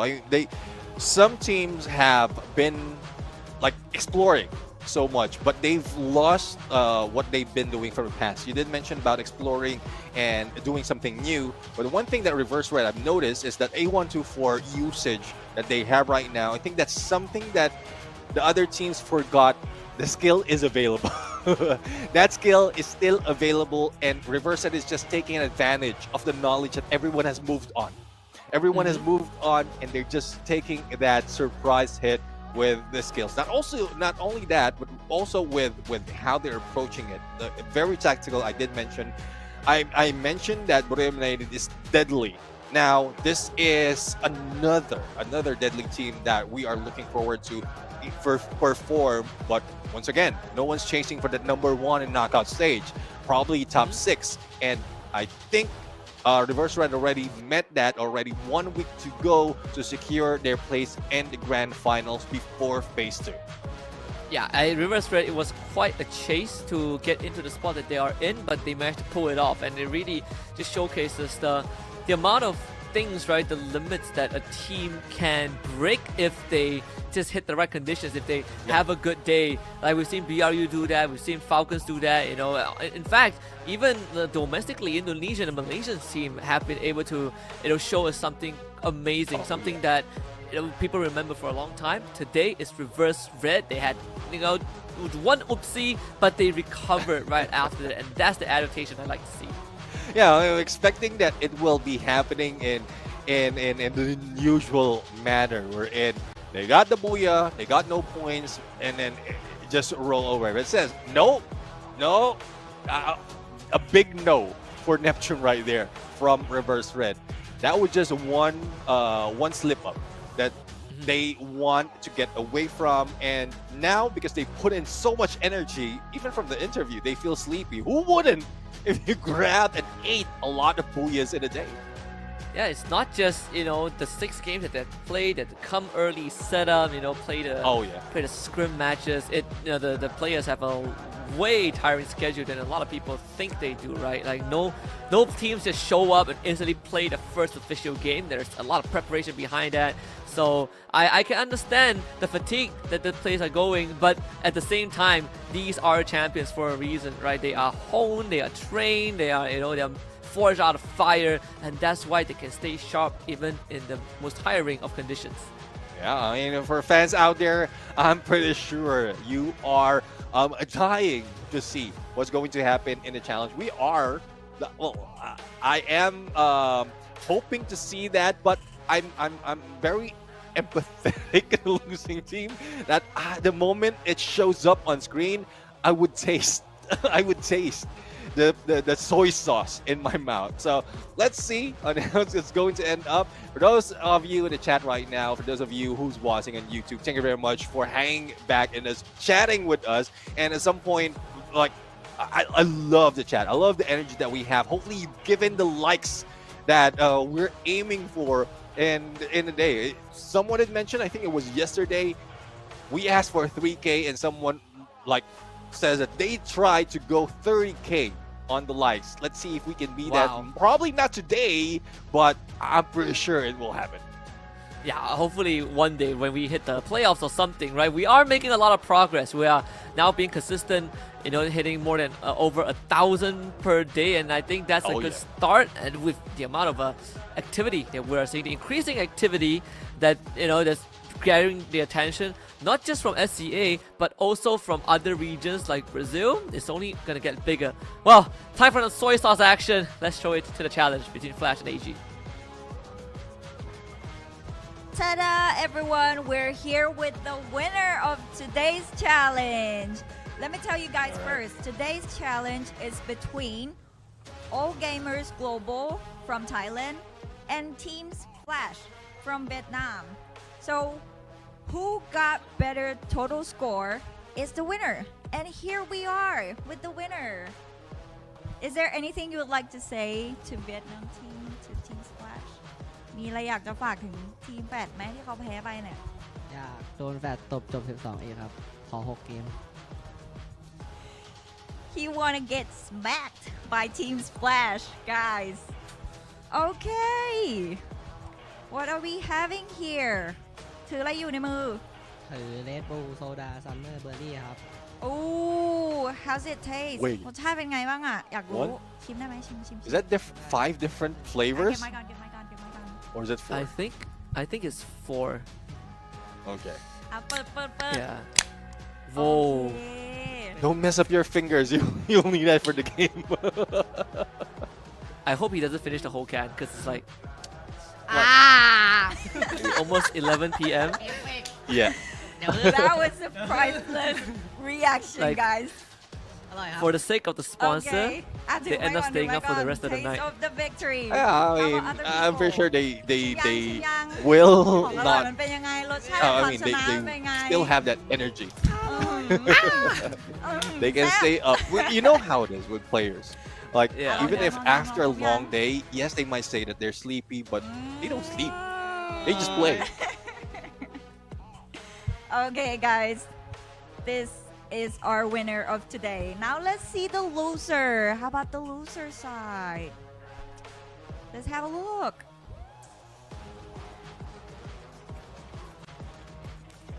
Hi everybody, and here we are with Team Flash. We just got lost in our bed, but it's okay. So the deal here is we have to drink soy sauce. I think it's gonna be so hard to drink, but this is our bet and we have to accept it, we have to drink it. Xin chào tất cả mọi người, mình là Yusu và bên cạnh mình đây đó chính là đội tuyển Team Flash. Và tất nhiên là với kèo thua lần này với đội tuyển AG đến từ Thái Lan thì bọn mình sẽ phải nhận lấy hình phạt đó chính là uống nước tương. Bây giờ thì xin mời Dad sẽ thực hiện thử thách của chúng ta nhé.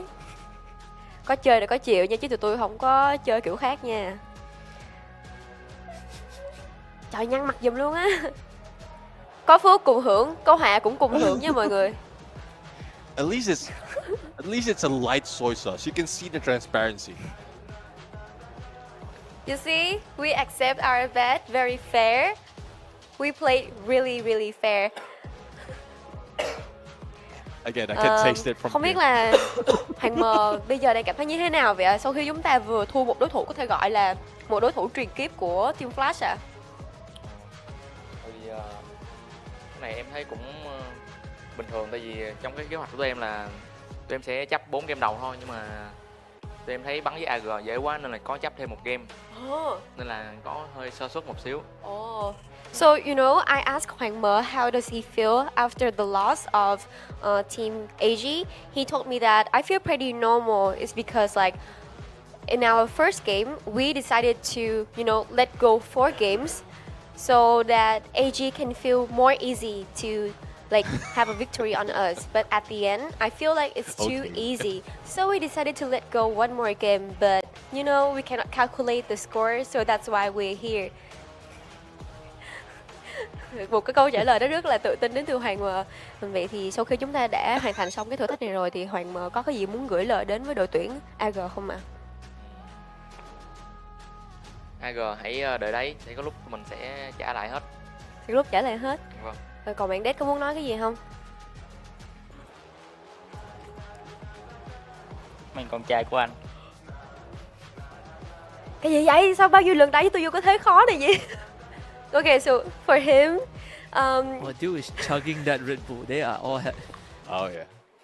ขอโทษนะคะ I ทุกคน told you. I For told you. him, They he really said don't that we will try our best to come back stronger and we will defeat you guys later. But for that, I'm really sorry if I want to translate this or not, but literally, Dad said that you guys are his son. Whoa. Cảm ơn tất cả mọi người vì đã theo dõi màn của tụi mình ngày hôm nay và chúng mình sẽ trở lại mạnh mẽ hơn. Thank you so much for watching us and we will go back to our casters. Best translation I've heard all day. I have an idea of what that really meant, but it's up to you. It's up to you to figure out. But anyways, I tasted that. I tasted the soy sauce from here. I can smell soy sauce from here.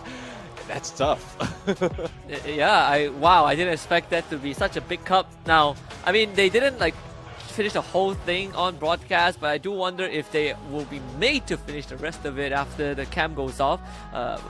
Clearly, AG Global were enjoying that moment. They were savoring the different flavors of Red Bull in their hands too. But yeah, today, AG Global, you know, they've earned that win. I think Team Flash's biggest opponent was their ability to count. At least according to them, they didn't count properly. That's why they lost. That's the thing. I saw in the comment section they lost to mathematics. so that's one thing. You need to count, not only play, not only point and shoot. You need to count properly to make sure. And I think that is the same story. Remember when Borneo United got that 5 booyahs? They forgot that there's 6 games. So, oh yes. Counting is really important, my friends. We've seen so many examples of trophies being won by a difference of single-digit points, and a lot of times you people don't realize how close it gets. So yeah, learn to count. You know, like when Falcons won the World Championship, that was a fraction of points. You know, when Foxo won the World Championship, it was a fraction of points as well. So many factors that goes into it. For now, the flowers and the spotlight only belongs to Reverse Red. I think this preset I hope other teams start looking at this preset and maybe implementing it in for themselves as well, because you can really start to see the applications while still having maintained the aggression as if there's a Tetsuya.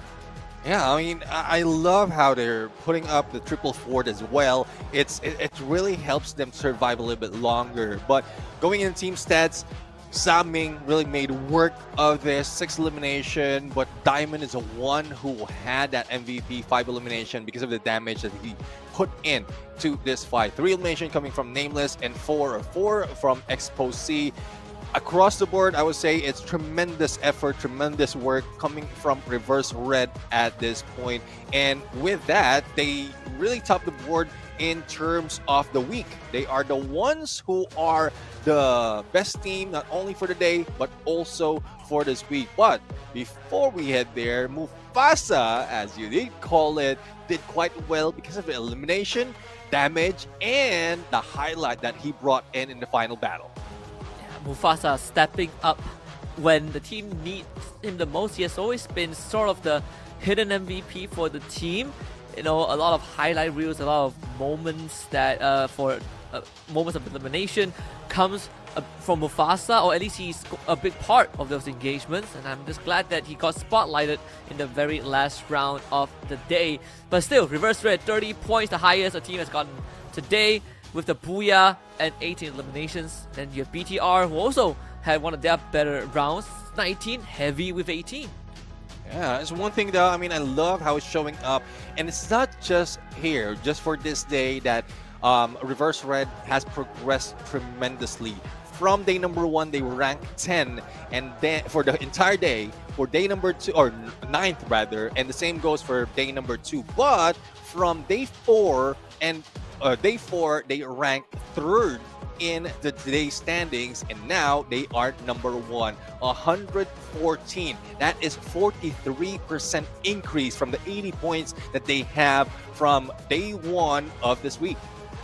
Yeah, BRU started strong and fizzled out, but Reverse Red did the complete opposite. And it goes back to the whole saying of it's not how you start, it's how you finish. And Reverse Red finished strong enough to put them in top 6. Yeah, and Borneo United, well, I guess this is the target that they have. They started the day on 4th place, but because Evo Zivine, WAG, as well as Vamos was not playing, they are sure to get all those points. And I think this is just a theory. The moment they hit that, they just didn't want to work for it.